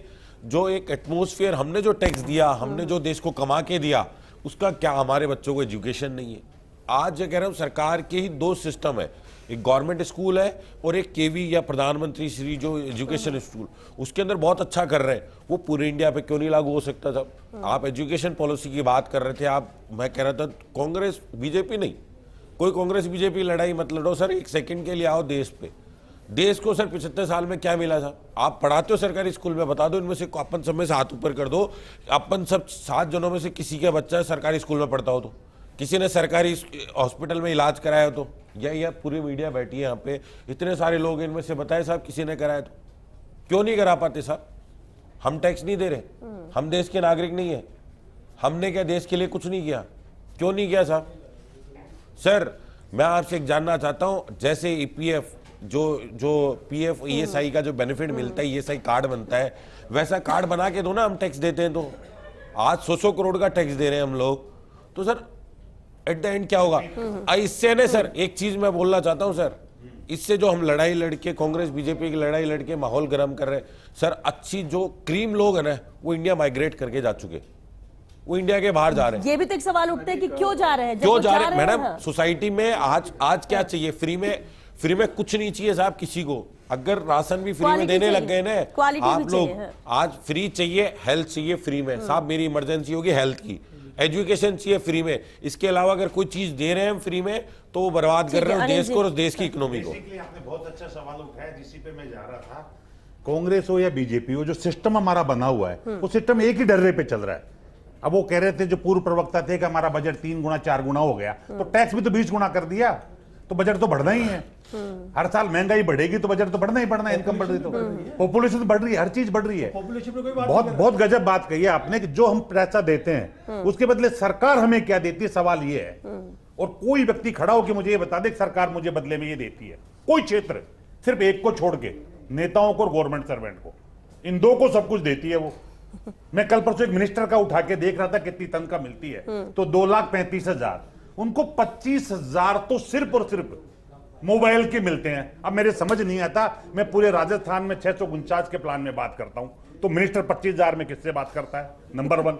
उसके मिनिस्टर के चाय पीने वालों के 41,000 रुपए सरकार भत्ता मिलता है। वो टीए की बैठक में जाए तो भी उसको 16 रुपए किलोमीटर के मिलते हैं। वो विधानसभा में बैठे, मजे की बात लो, कैसे लूटा जा रहा है देश को। विधानसभा का सत्र आउट करते एक दिन, फिर 3 दिन छुट्टी करते हैं, उस छुट्टी का भी पैसा मिलता है। जो एमएलए विधानसभा के लिए बना है वो विधानसभा में जाएगा तो भी पैसा लेगा 3,000, तनख्वाह अलग ले रहा है। कमाल है, लूटा जा रहा है ऐसे। यही दुर्भाग्य। तो आपके बच्चों को एजुकेशन मिलेगी कहां से? वरना सरकार की जिम्मेदारी थी एजुकेशन मिलना। नहीं, मैं कांग्रेस बीजेपी नहीं कर रहा, मैं कह रहा हूं एजुकेशन मिलना जिम्मेदारी थी, स्वास्थ्य मिलना जिम्मेदारी थी, सड़क मिलना जिम्मेदारी थी, शहरी आवास मिलना जिम्मेदारी थी। तो कोई जिम्मेदारी कांग्रेस प्रवक्ता सीबी यादव जी का मैसेज 70 साल से यही चल रहा है। अनिल जी, बजट जो होता है, हम जो बजट देखते हैं वो बेसिकली रिसोर्सेज का रीडिस्ट्रीब्यूशन होता है। दो चीज होती है, इनकम में टैक्स किससे लिया जा रहा है। आज 85% लगभग 80% टैक्स इनडायरेक्ट टैक्स है, और इनडायरेक्ट टैक्स में जो पैसा दिया जा रहा है, क्योंकि पिछली बार कॉर्पोरेट टैक्स कम कर दिया, तो इनडायरेक्ट टैक्स में जो ज्यादा पैसा है वो है जो खर्च करता है। कौन? जो देश की 80% आबादी जो खपत करती है वो टैक्स दे रही है। ये गलतफहमी है कि अमीर लोग टैक्स दे रहे हैं। नंबर 1 बात, पैसा जा कहां रहा है। एक सरकार के नाते हमारी प्रायोरिटी क्या होनी चाहिए? एक गवर्नमेंट के नाते मेरी प्रायोरिटी दो ही है कि मैं एजुकेशन, हेल्थ और हम कानून व्यवस्था और सिक्योरिटी। बहुत दुखद बात है कि चारों ही चीजों पे जो सरकार की प्राइमरी रिस्पॉन्सिबिलिटी है, चारों ही चीजों पे टैक्स जो बजट आवंटन है वो कम हुआ है। न्यू एजुकेशन पॉलिसी में कह रहे हैं कि हम 6% जीडीपी का हम खर्च करेंगे, जबकि एजुकेशन पे बजट घटा दिया गया है। ये बड़ी शर्म की बात है। हेल्थ 9 प्राथमिकताओं में, जो सरकार बजट की जो 9 प्रायोरिटीज है उनमें हेल्थ नहीं है, और कह रहे हैं हम आयुष्मान भारत के तहत हम सबको निःशुल्क वो देंगे। भाई, आपका बिना खर्ची के बिना तो कोई चीज होगा नहीं ना। सब कुछ इस पे डिपेंड होता है कि आपने बजट का एलोकेशन क्या किया। फार्मर्स लगातार पिछले 5 साल से लगातार आंदोलन कर रहे हैं और उनकी सिंपल मांग है एमएसपी की गारंटी। अब मैं जो गिफ्ट मांग नहीं रहा वो तो दे नहीं रहे हो, अब आप वो चीज दे रहे हो। हम 1 करोड़ लोगों को आपको प्राकृतिक कृषि करवाएंगे, फला करवाएंगे। एक बजट में बजट का एलोकेशन तो कहीं आपको दिखता ही नहीं होगा कि एलोकेशन क्या है, बल्कि उसके भीतर सिर्फ भाषण रह गया, जहां बजट में भी सिर्फ विपक्ष को कोसना रह गया 10 साल से सरकार। ये बड़ी शर्म की बात है, ये बहुत महत्वपूर्ण बात है। हेल्थ नहीं है, एजुकेशन नहीं है, और सबसे बड़ी बात है कि हम 1 करोड़ युवाओं को क्या दे रहे हैं? नौकरी दे रहे हैं। कौन सी नौकरी दे रहे हैं? 5000 की जो आप जो इंटर्नशिप दे रहे हो वो 20 लाख, हर 20 लाख 1 साल में, अगले साल फिर 20 लाख। ये मतलब कांग्रेस मैनिफेस्टो में था कि पहली नौकरी पक्की नौकरी, और उसमें 1 लाख रुपए अप्रेंटिस का था। अब आप देखिए कि क्या बंधुआ मजदूर बनाएंगे इन युवाओं को? 5000 रुपए आप 20 लाख का दे दोगे, वो तो वैसे भी फिर बर्बाद हो गया। वो युवा तो किसी काम का नहीं रहेगा। मैं बस एक लास्ट पॉइंट जोड़ रहा हूँ। बीजेपी के आप 10 साल के बजट देख लीजिए, इनकी प्रायोरिटी में केवल और केवल कॉर्पोरेट और सुपर रिच फैमिली है। जरूरत थी कि सुपर रिच टैक्स अगर 1% लगा दिया जाए, केवल 1% सुपर रिच टैक्स, तो बजट का हम 1/3 हिस्सा केवल उसी से हम बढ़ जाता और गरीबों पर टैक्स बार कम हो जाता। केवल 1%, जिनके पास 500 करोड़ 1000 करोड़ रुपए आमदनी है, उन पे 1% टैक्स लगाने में जाता क्या है? लेकिन चूंकि वो उनके मित्र है, वो उनको फंड देते हैं चुनाव के भीतर, वो उनके ये कॉर्पोरेट चलता है, इसलिए सारा चीज चल रहा है। मैं कह रहा हूं, इनके मित्र हैं तो अडानी जी जब राजस्थान में आए तो गहलोत जी उनके बगल में बैठे थे। क्यों बैठे थे? अगर भारतीय जनता पार्टी के मित्र है तो आपने दोस्ती क्यों की? आपने फोटो क्यों खिंचवाई? जब तो आप बड़े बड़े विज्ञापन दे रहे थे, बड़े इन्वेस्टमेंट के नाम से कर रहे थे, इन्वेस्टमेंट नहीं है तो आंकड़ों में नहीं। बगल में बैठूं मैं, अरे यादव साहब, तो यादव साहब ये चीजें नहीं चलती है, ये चीजें नहीं चलती है। देश के विकास के लिए हर चीज जरूरी है। आज देश आज 5वीं अर्थव्यवस्था पे आया तो वो किस तरह से आया? यहाँ पे आज 48 लाख करोड़ का बजट है। इंपॉर्टेंट है कि 48 लाख करोड़ का बजट है, मिल रहा है 16 लाख करोड़ का फायदा किसको मिल रहा है? 5वीं अर्थव्यवस्था बनाकर के आप 20 लोगों को अगर फायदा देंगे तो हमने उसको पैसा जनता की सेवा में लगाया है। कैपिटल एक्सपेंडिचर में 11 लाख करोड़ रुपए लगाए हैं। आप केवल भ्रष्टाचार की भाषा जानते थे, 5 करोड़ चोरी करना जानते थे। आपके नेता ने बोला था कि 1 रुपया चल किसके लिए बना रहे हो? अंबानी अडानी के लिए? तो आप केवल भ्रष्टाचार करना जानते थे। आज बजट पे हम बात कर रहे हैं, किसने क्या किया हम पास में नहीं जाएंगे, हमें फ्यूचर को देखते हुए आज के बजट पे बात करनी है। भविष्य क्या है? आज एक बहुत अच्छी स्कीम लाए, जिस तरह से PLI scheme, production link incentive scheme, उसी तरीके से एम्प्लॉयमेंट लिंक इंसेंटिव सिंपल सवाल उठा रहे हैं। एजुकेशन, न्यू एजुकेशन पॉलिसी में 6% आपने डिक्लेयर किया, अगर वो युवा रोजगार मिलता है तो उसको पहली सैलरी है, वो पॉलिसी जो आपने बनाई 2007 केंद्र सरकार उस पे 2.5% जीडीपी का खर्च करना था, वो कहाँ है? अगर उसने किसानों को जो देना था वो कहाँ है? हमारा सिंपल सवाल है, आप बताइए करोड़ों लोगों को रोजगार मिलेगा। अरे जो पूछते हैं के अंदर, हम केवल आपके भाषण थोड़ी सुने, हम विपक्ष के नाते हम सवाल उठाते हैं, हम बुनियादी सवाल उठाते हैं, 3 लाख करोड़ बुनियादी सवाल सवालों का जवाब नहीं होता। 1,52,000 करोड़ का किसानों के लिए बजट रखा है। हमने हर क्षेत्र के लिए बजट रखा है, विकास के। ठीक है ना सुरेश जी, सुनिए, चलिए ठीक है, तारीफ हो रही है, सुनिए, चलिए सुरेश जी देखिए, ठीक है, आपने विपक्ष को बोला कि वो बुराई कर रहा है, सेक्टर में उसका स्वागत भी किया जाए, कई सेक्टर इसलिए मायूस है कि उन्हें नहीं मिला, उस सेक्टर को नहीं मिला। सबको खुश नहीं किया जा सकता, इस बात को एक्सेप्ट करना होगा, और हर कोई तारीफ करे जरूरी नहीं है। आप हर सेक्टर का ध्यान में रखते हुए बजट आया है, हर सेक्टर का ध्यान रखा है। किसानों के लिए बजट अच्छा है, किसान भी कुछ बोल रहे हैं, एजुकेशनिस्ट कुछ बोल रहे हैं, स्वागत करने वाले स्वागत भी कर रहे हैं, दोनों चीजें सर, दोनों चीजें। चलिए वापस आप शुरू करेंगे, चलिए वापस चर्चा का रुख करेंगे, लेकिन सहयोगी शिखा का रुख करते हैं, उनके साथ हमारे सहयोगी शिखा। देखिए अलग अलग सेक्टर से तो लोग जुड़े हुए, लेकिन हमारे सहयोगी भी आपके साथ है जो अलग अलग सेक्टर पर बात करेंगे, क्योंकि स्वागत भी बजट का किया जा रहा है तो कमियां भी बताई जा रही है, और ये जरूरी भी है, क्योंकि सबको खुश नहीं किया जा सकता। कहीं कुछ किसी को बेहतर मिलेगा तो कहीं कुछ कमी रह जाएगी, और चर्चा दोनों पहलू पर होना भी जरूरी है। शिखा, ओवर टू यू।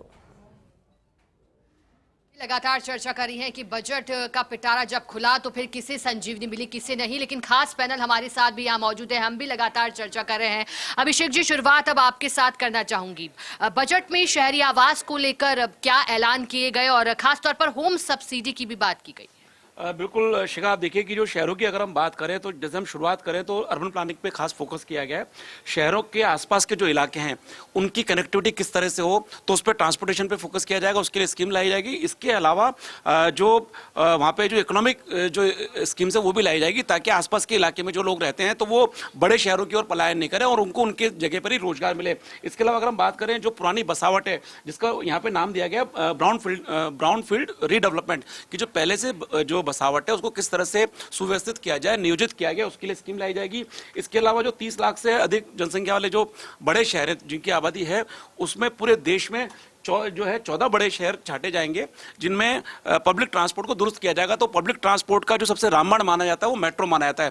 तो जो आकलन यही किया जा रहा है कि जिन 14 बड़े शहरों की बात की जा रही है उनमें मेट्रो की सुविधा के लिए केंद्र कुछ अलग स्कीम ला सकता है, कि जो अभी ज्वाइंट वेंचर मॉडल में जो केंद्र की तरफ से 20% शेयर मिल सकता है उसको बढ़ाया जा सकता है, उस पर बात की गई। इसके अलावा अगर हम शहरी आवास की बात करें तो आने वाले 5 सालों में 1 करोड़ जो है शहरी गरीबों के लिए आवास बनाने का लक्ष्य रखा गया है, जो कि जिसमें 10 लाख करोड़ रुपए का निवेश होगा, और केंद्र सरकार की तरफ से जो उसमें सहायता दी जाएगी वो 2.2 लाख करोड़ होगी। और इसमें शिखा एक महत्वपूर्ण बात यह भी है कि जो प्रधानमंत्री शहरी आवास योजना में जो इंटरेस्ट सब्सिडी है, जिसके रियल एस्टेट भी मांग कर रहा था, जो कि 2022 में खत्म हो गई थी, उसको जो है संकेत दिए गए हैं कि दोबारा ऐसी स्कीम लाएंगे कि अगर कोई हाउसिंग लोन लेता है तो उसको किफायती लोन मिले। इसके लिए जो ब्याज है, ब्याज में सरकार अनुदान 2022 तक 1.5 लाख रुपए का अनुदान मिलता था।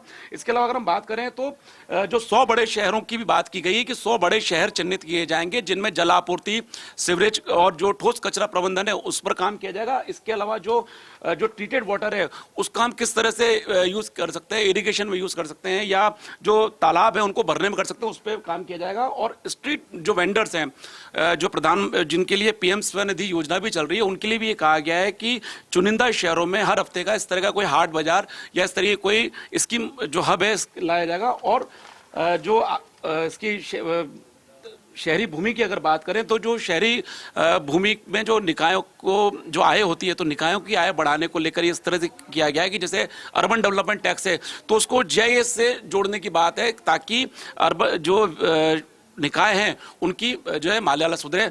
और इसमें जो थोड़ा सा मिसिंग जो लग रहा है लोगों को, जो एक उम्मीद थी कि जो 1 लाख से अधिक आबादी के जो शहर हैं उनके लिए अमृत योजना पहले से चल रही है, तो इस बार बजट में ये उम्मीद की जा रही थी कि जो छोटे शहर हैं उनके लिए भी अमृत जैसी कोई योजना लाई जाएगी, वो नहीं इसमें घोषणा की गई। इसके अलावा जो अमृत योजना, जो अमृत 2.0 चल रही है, जो कि 2027 में तक की इसकी अवधि है, इसमें जो है जल आपूर्ति, सीवरेज, ग्रीन स्पेस और ट्रांसपोर्टेशन के कंपोनेंट है। ये भी उम्मीद थी कि इसका कंपोनेंट बढ़ाया जाएगा, लेकिन वो नहीं बढ़ाया गया है।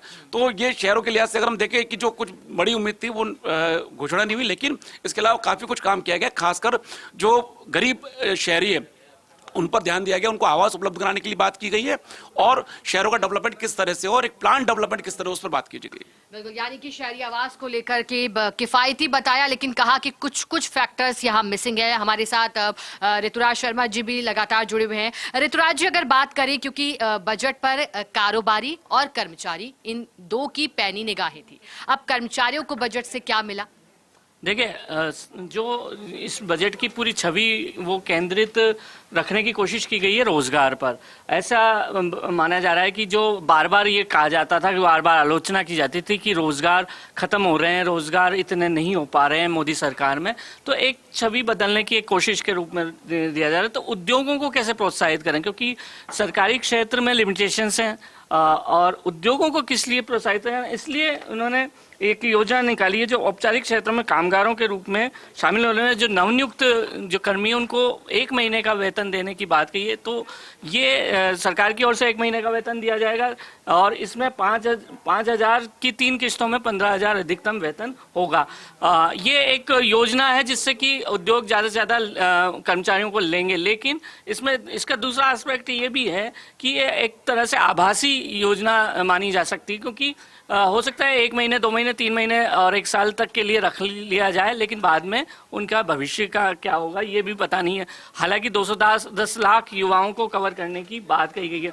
दूसरी जो बात है, जो 30 लाख युवाओं को EPFO के जरिए जिस तरह से लाभान्वित करने की बात है, इसमें 1 लाख रुपए प्रति माह के वेतन के भीतर सभी अतिरिक्त रोजगारों की जो गणना है वो की जाएगी। यानी अतिरिक्त रोजगार किस तरह से उद्योग सृजित कर पाएंगे, उसके आधार पर उनको 3,000 रुपये प्रति माह का जो लाभ है वो दिया जाएगा।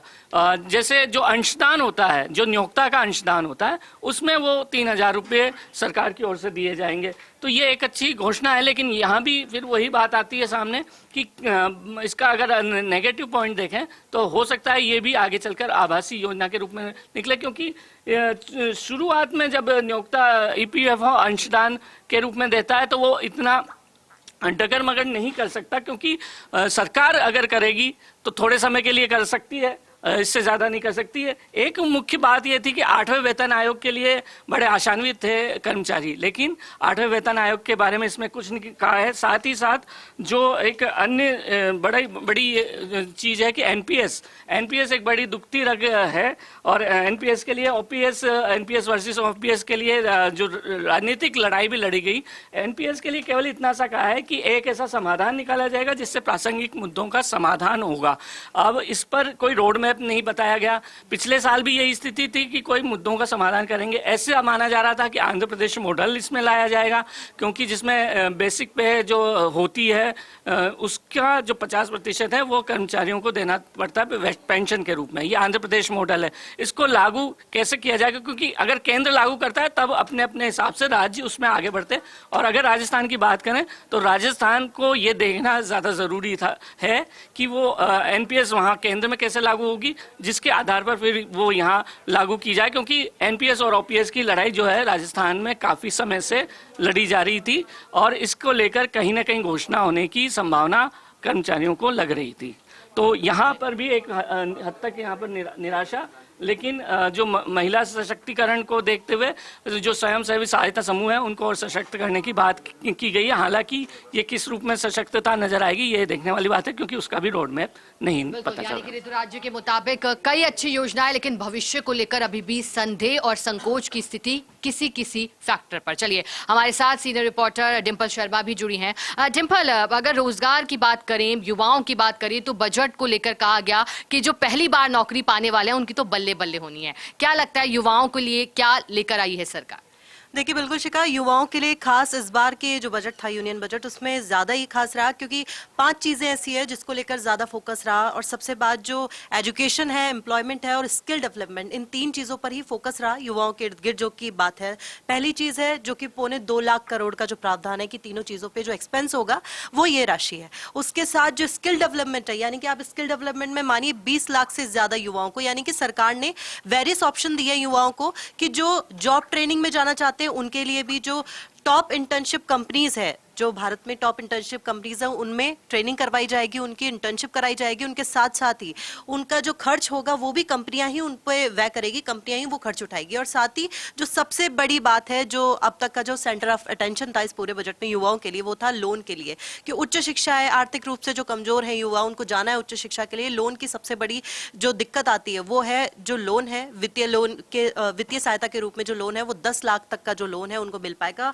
और इसी के साथ जो 500 टॉप का जो बताया, उसके साथ 1000 ITI ऐसी ऑर्गेनाइजेशंस है जिनको अपग्रेड किया जाएगा, जो कि स्पोक हब के रूप में आगे विकसित होंगी। तो युवाओं के इर्द गिर्द, क्योंकि पर्टिकुलरली स्कूल एजुकेशन की बात करें स्टेट पर ज्यादा डिपेंड करता है, लेकिन युवाओं के लिए खास इसलिए रहा क्योंकि ज्यादातर स्किल डेवलपमेंट पे और यूथ एम्प्लॉयमेंट पे फोकस रहता है। RSS ने भी पहले जोर दिया था इस बात पे कि कैसे यूथ को एम्प्लॉयमेंट से जोड़ा जाए, और गरीबी हटाने में सबसे बड़ा मेन रोल यही है कि यूथ जैसे जैसे आगे बढ़ेगा, चाहे स्किल डेवलपमेंट के तौर पर हो, जॉब में आगे जाने की बात हो, और सबके लिए एक नया जो ऑप्शन है वो वेरियस ऑप्शंस खोले गए हैं, ताकि जिसको जो चूज करना है वो वहां से पिक कर सके और उस फील्ड में जा सके। शिखा, तो बिल्कुल डिंपल ने कहा कि युवाओं के लिए कई विकल्प खुले हैं, लेकिन युवाओं को आकर्षित किया जो लोन को लेकर के बड़ा ऐलान सरकार ने किया। हमारे साथ सीनियर रिपोर्टर जियाउद्दीन भी जुड़े हैं।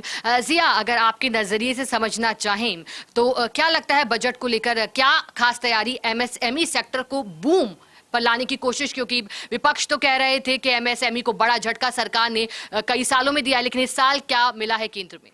देखिए, सबसे अहम बात है बजट के अंदर एक बात का खासा ध्यान दिया गया है, रोजगार और स्वरोजगार।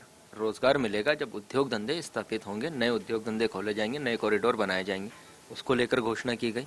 MSME को लेकर भी घोषणा की गई, लेकिन उम्मीद ज़्यादा की थी, लेकिन फिर भी की गई, बेहतर है। सबसे अहम बात जो बताना चाहेंगे इसके अंदर जो घोषणा थी, 100 शहर ऐसे हैं जहां पर औद्योगिक पार्क बनाए जाएंगे उसके आसपास प्लग एंड प्ले वाले हिसाब से, तो ये फ़ायदेमंद है। उसके अलावा राष्ट्रीय औद्योगिक विकास कॉरिडोर बनाया जाएगा, उसके अंदर 12 औद्योगिक जो पार्क हैं उनकी मंजूरी दी गई है। और साथ ही ऐसे जो कह सकते हैं कि रिसोर्सेज जो हैं, जो खनिज हैं, उसको लेकर एक संग्रहित करने के लिए कोई स्टार्टअप किया जाएगा। ये तो हुई उद्योग धंधों की बात। और सबसे अहम बात हो जाती है जब MSME सेक्टर ये मानेगा कि वो है जो अर्थव्यवस्था को काफ़ी मजबूत करता है। MSME पे खासा फोकस किया गया है। इसके अंदर MSME के अंदर एक ऋण देने के लिए, मतलब जब कहते हैं कि जब प्रेशर हो या उनको वित्तीय घाटा हो रहा हो तब उसको बूम करने के लिए एक नई घोषणा की गई है, ऋण नीति लाने की बात की गई है। मुद्रा लोन 10 लाख से 20 लाख कर दिया गया, क्योंकि इसके पीछे एक वजह थी। 10 लाख उनका था जो पहले लोन ले चुके हैं, जो तरुण कैटेगरी के अंदर आते हैं, अब उनको 20 लाख तक का लोन मिलेगा। तो ये एक अपने आप में MSME जो अपना स्टार्टअप शुरू करना चाहते हैं, इन्होंने कर चुके हैं, उनको और पैसे की ज़रूरत है, तो ये एक बेहतर कदम है। तीसरा आता है कि एक ट्रेडर्स प्लेटफॉर्म के लिए, मतलब जो होता है कि ख़रीदारी के लिए एक प्लेटफॉर्म होता था, वहाँ पे 500 करोड़ रुपए की जो बाध्यता थी उसको अब 250 करोड़ रुपए कर दिया गया, ये फ़ायदा होगा। और तीसरा है एक मल्टी प्रोडक्शन फूड इकाइयों की स्थापित करना है MSME के लिए, तो ये काफ़ी फ़ायदेमंद है। और एक सबसे अहम है कि जो कारीगर होते थे, जो कहते हैं कि जो MSME के अंदर जो कारीगर हैं उनका प्रोडक्ट इंटरनेशनल लेवल पे कैसे बेचा जाए, तो इसको लेकर ई-कॉमर्स कंपनियों के साथ एक टाई अप किया जाएगा, ताकि जो अलग अलग क्षेत्र है, अलग अलग इलाके हैं, वहाँ के जो प्रोडक्ट हैं जो कारीगरों की तरफ से बनाए गए MSME के तहत, उनको एक प्लेटफॉर्म मिल सके। तो कुल मिला के देखा जाए तो कुछ मिला है, लेकिन अच्छा मिला है। तो यानी कि हमारे सहयोगी जियाउद्दीन ने कहा कि MSME को लेकर के कई बेहतर कदम मिले हैं और कुछ मिला है, बेहतर मिला है MSME को। चलिए, हमारे साथ जुड़े हुए हैं विनोद चौहान भी, हमारी सीनियर स्पेशल कॉरेस्पॉन्डेंट है। विनोद जी, हर अहम बिंदु के केंद्र में खड़ा है देश का अन्नदाता। अब अन्नदाता को बजट से क्या मिला, अन्नदाता कितने खुश हो सकते हैं इस बजट को देखकर, और क्या नए करने की तैयारी, क्योंकि नेचुरल फार्मिंग पर फोकस सरकार ने किया है? जी बिल्कुल, देखिए, पहली बात तो यह है कि अन्नदाता देश का सबसे बड़ा तबका है और कृषि उत्पादकता बढ़ाने के लिए ठोस बजट दिया गया है जो अगले 5 साल तक अपना असर दिखाएगा। देखिए, इसमें नई किस्मों की शुरुआत करने की बात की गई है। नई किस्में 32 कृषि की किस्में और 109 बागवानी की किस्में। देखिए, बड़ी बात यह है कि जलवायु परिवर्तन के हिसाब से अगर राजस्थान की बात करें तो राजस्थान भी कई हिस्सों में बटा है, तो जलवायु परिवर्तन के हिसाब से कौन सी खेती किस किसान के लिए उपयुक्त रहेगी, इसका प्रावधान किया गया है। और धीरे धीरे बाकी सारी बातें सामने आ जाएंगी, वो कौन सी किस्में होंगी जो यहाँ बोई जाएंगी, राजस्थान को कितना लाभ मिल पाएगा। दूसरी भी बात है प्राकृतिक खेती, जो आपने कही, अगले 2 साल में 1 करोड़ किसानों को प्राकृतिक खेती के लिए संसाधन उपलब्ध कराए जाएंगे। बड़ी बात यह देखिए, यूरिया और डीएपी का झंझट खत्म हो, प्राकृतिक खेती की तरफ किसान लौटे, और जो युवा किसान हैं उनको भी इसकी जानकारी दी जाए कि प्राकृतिक खेती से कम लागत में कितना ज़्यादा उत्पादन होता था और खेती को नुकसान नहीं हो, उर्वरक क्षमता बढ़े। इसलिए प्राकृतिक खेती की तरफ बढ़ावा देने के लिए 2 साल में 1 करोड़ किसानों को जोड़ा जाएगा। तीसरी भी बात है, देखिए सब्जी उत्पादन और आपूर्ति श्रृंखला। अभी तक ऐसा होता था कि किसान सब्जी तो उत्पादित कर रहा है लेकिन उसे कई किलोमीटर जाना पड़ रहा था, तो इसके भंडारण, संग्रहण और विपणन की व्यवस्था की जाएगी, और इसके लिए देखिए कृषि उत्पादन संगठनों और सहकारी समितियों से बातचीत की जाएगी। एक बड़ी बात है, कृषि के लिए डिजिटल सार्वजनिक मापदंड तय होंगे, उसमें अगले 3 साल का रोड मैप तैयार होगा। और पहले साल 400 जिलों के जो खरीफ, अभी खरीफ की फसल चल रही है, देखिए जब खरीफ की फसल हो जाएगी, पक जाएगी, तो खरीफ का डिजिटल फसल सर्वेक्षण किया जाएगा और 3 साल में करीब 6 करोड़ किसानों को जोड़ा जाएगा और उनकी जमीन के ब्यौरे के साथ किसान और जमीन की रजिस्ट्री दर्ज की जाएगी। इसमें एक बड़ी बात मैं आपको बता दूं कि अब तक ये होता था कि मेरी फसल खराब हो गई, रकबा कम था, फसल ज़्यादा थी, इस बात को लेकर के किसान और बीमा कंपनियों में भी झगड़ा चलता था। लेकिन अब 6 करोड़ किसान जुड़ जाएंगे, उनकी फसल की रजिस्ट्री हो जाएगी और डिजिटल सर्वे से पता चल पाएगा। और एक बड़ी बात यह भी रहेगी कि रकबा भी बढ़ाया जाएगा। जैसे अभी खरीफ का रकबा राजस्थान की बात करें तो 1,64,75,000 हेक्टेयर एरिया में खरीफ की फसल हो रही है। जब एक डिजिटल मैप तैयार हो जाएगा तो पता चल पाएगा कि और कितनी संभावनाएं हैं, फसलों को किस तरीके से और बढ़ाया जा सकता है, रकबा बढ़ाया जा सकता है, किसान को लाभ दिया जा सकता है। ये तमाम चीज़ें समाहित की गई है।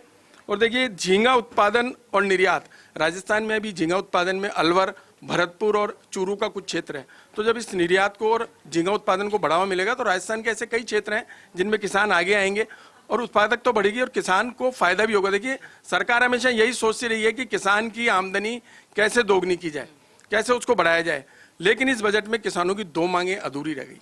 पहली तो किसान सम्मान निधि, किसान को एक उम्मीद थी कि किसान सम्मान निधि में 2,000 रुपए की राशि बढ़ेगी तो उन्हें लाभ मिलेगा। दूसरी बड़ी बात यह है कि एमएसपी, देखिए समर्थन मूल्य को लेकर के किसान ये सोच रहा था कि देश की जो 23 फसलें हैं उनमें फसलें और ज्यादा ऐड की जाएगी ताकि उन्हें लाभ मिल पाए। विनोद जी का कहना है कि किसानों के लिए कई बेहतर योजना और चिंता को कम करने की कोशिश की गई है, लेकिन अभी भी कुछ ऐसी मांग है जो अधूरी रह गई। हमारे साथ लगातार स्टूडियो से हमारी साथ जुड़ी हुई हैं श्वेता जी। श्वेता जी, ओवर टू यू। बिल्कुल शिखा, और जिस तरह से सेक्टर वाइज में हमारे सहयोगी ने जानकारी दी विस्तार से, ये जानना भी जरूरी था। अब क्योंकि वक्त भी खत्म हो रहा है और हमारे पूरा पैनल मौजूद है, मैं चाहूंगी कि एक एक रिएक्शन आप और दें क्योंकि फिर वक्त भी खत्म होने वाला है। अनिल जी, आपसे शुरुआत करते हैं। ओवरऑल बजट को कैसे देखेंगे, शॉर्ट में एक कमेंट। एक लाइन में बोलूं जी, तो वैसे बुरा नहीं है। आदमी की सोच, मेरी सोच हो सकता है एजुकेशन को लेके कम है इसलिए मैं नाराज होता हूँ, ओवरऑल ठीक है, पर फिर भी जिस तरह चेंज करना चाहिए था वो नहीं है। ये बात इसलिए कह रहा हूँ, मोदी जी से आशा है वो कुछ कर सकते हैं। और आपने लिखा मोदी जी का ब्रह्मास्त्र, अगर मोदी जी का ब्रह्मास्त्र ऐसा फैल ब्रह्मास्त्र है तो बेकार है, फिर उनका ब्रह्मास्त्र बहुत अच्छा हो। ये तो लाइन मत लिखो, आप समझिए किस आदमी के साथ जोड़ रहे हैं। लेकिन ये आप वही तो नजरिए वाली बात है ना, कोई से ऐसा देख रहा है कि अच्छा नहीं, जितना एजुकेशन सेक्टर कोई नहीं मान रहा है उतना अच्छा नहीं, बाकी तो चीजें सुचारू की गई। ठीक है गगन, ये हिंदुस्तान एक थोड़ा जटिल देश है। यहाँ पे लोग 5,000 करोड़ शादी में खर्च कर देते हैं और 50 रुपए रोज में लोग अपना दिन भी काट रहे होते हैं, जीवन भी काट रहे होते हैं। यहाँ पे अभी आप ही के चैनल पे देखा, किसान बोल रहे हैं हम इस देश की लाइफलाइन है, ट्रांसपोर्ट वाला बोल रहा है हम इस देश की लाइफलाइन है, मैं ज्वेलरी वाला हूँ मैं बोल रहा हूँ मैं इस देश की लाइफलाइन हूँ। अगर हर कोई लाइफलाइन और हर कोई अपने अपने एरिया में रिसोर्सेज को पूरा कंट्रोल करना चाहता है, वो पॉसिबल नहीं है क्योंकि देश को सब लोगों को साथ में लेके चलना होगा। वो किसी ना किसी को कुछ ना कुछ कभी ना कभी मिलेगा और कभी ना कभी कुछ ना कुछ नहीं मिलेगा। जैसे कि अभी हम देख रहे थे, जो लोग टैक्स पे कर रहे हैं उनकी व्यथा दिख रही थी कि हम टैक्स पे कर रहे हैं पर हमें क्या मिल रहा है। इमेजिन कीजिए 150 करोड़ के देश में खाली 4 करोड़ लोग टैक्स पे करते हैं और 146 करोड़ लोग उस टैक्स के कारण जीते हैं, तो ऑब्वियसली सबको वो नहीं मिल पाएगा। इसका कोई वैसा नहीं है। तो मुझे लगता है कि हमने काफी जगहों पे इस बजट में कोशिश की है चीजों को कंट्रोल करने की और आप उसके बाद बजट से आप मैं संतुष्ट हूँ। मैं तो मेरे सेक्टर के लिए मैं बड़ा खुश हूँ। मैं तो आपको आते से ही बोल रहा था ओवरऑल बजट काफी अच्छा है, काफी नपातुला है। कुलदीप जी, पर्यटन की दृष्टि से देखा जाए तो अच्छा बजट है और एक ये कि जो इंटरनेशनल मार्केटिंग वगैरह इसके ऊपर था ज़्यादा जोर देना पड़ेगा ताकि पर्यटन का चौमुखी विकास और बेहतर हो।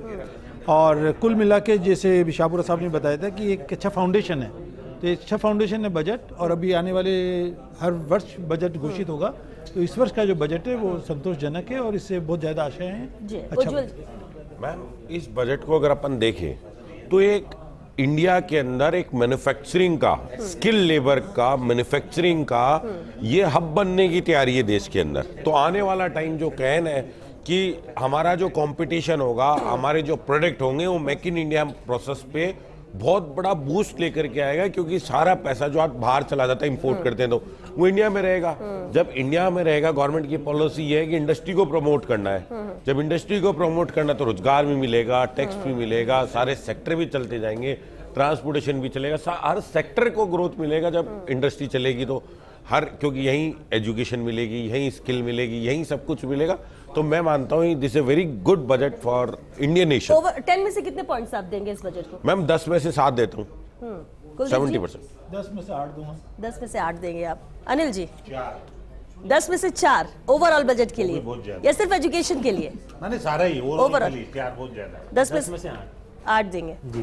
सीबी यादव जी, कमेंट इस बजट वो एक लाइन में कैसे एक्सप्लेन करना चाहें, कैसे देखते हैं आप, और 10 में से कितने नंबर देंगे? नरेंद्र मोदी जी का डरा हुआ बजट पूरी तरह से, जो बजट का बड़ा हिस्सा 1 लाख करोड़ के आसपास केवल बिहार और आंध्र प्रदेश को दे दिया गया, केवल उसके इंफ्रास्ट्रक्चर के लिए, आम जीवन के लिए नहीं, बहुत डरा हुआ। कॉर्पोरेट से डरा हुआ बजट पूरा कॉर्पोरेट को दिया गया है। एजुकेशन पे कुछ नहीं है, बजट घटा दिया गया। हेल्थ पे बजट घटा दिया गया। सिक्योरिटी जो डिफेंस है उस पे बजट घटा दिया गया। और किसान जो मांग रहे थे वो बिल्कुल हक्का बक्का रह गया कि उसको अभी भी कहीं दूर दूर तक भी कितने नंबर देंगे आप इस बजट को? नंबर तो तब देने जब 95% आबादी जो मोदी जी को बिल्कुल ब्लाइंड फॉलोवर हो रही है, बिल्कुल ऐसे हो रही है कि टीवी देख देख करके बावड़ी हो रही है, उसको ठेंगा दिखा दिया कि आपकी कोई औकात नहीं है, मैं सिर्फ अंबानी और अडानी का हूं।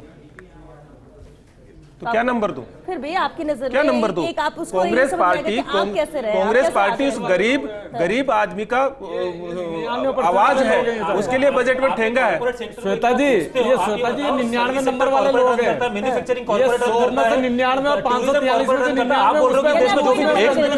एक चीज बहुत करेक्ट कर रहे हो आप, बोल रहे हो आप जो कह रहे हो, आप जो बोल रहे हो, आप क्या बोल रहे हो? आप बोल रहे हो 500 करोड़ लोग, 500 करोड़ जो कमाते हैं उन पे 1% टैक्स लगा दोगे, बंद किया। अरे सर, आपका बजट 48 लाख करोड़ का है, 1/3 12 लाख करोड़ होता है। 500 करोड़ वालों पे 1% लगाने से नहीं होगा कुछ। डिमांड पे चलता है। इस देश में 250 लोग हैं जो 100 करोड़ के ऊपर कमाते हैं। कैसी बातें कर रहे हो आप? मध्यम वर्ग खरीदता है ना, उस पे चलता है। एक कमेंट एक लाइन इससे बढ़िया बजट नहीं तो क्या 10 में से 10 80 करोड़ ये देश को विकास में विकसित राष्ट्र बनाने वाला बजट है। 2047 में भारत विकसित राष्ट्र बनेगा, उसको ध्यान में ठीक है।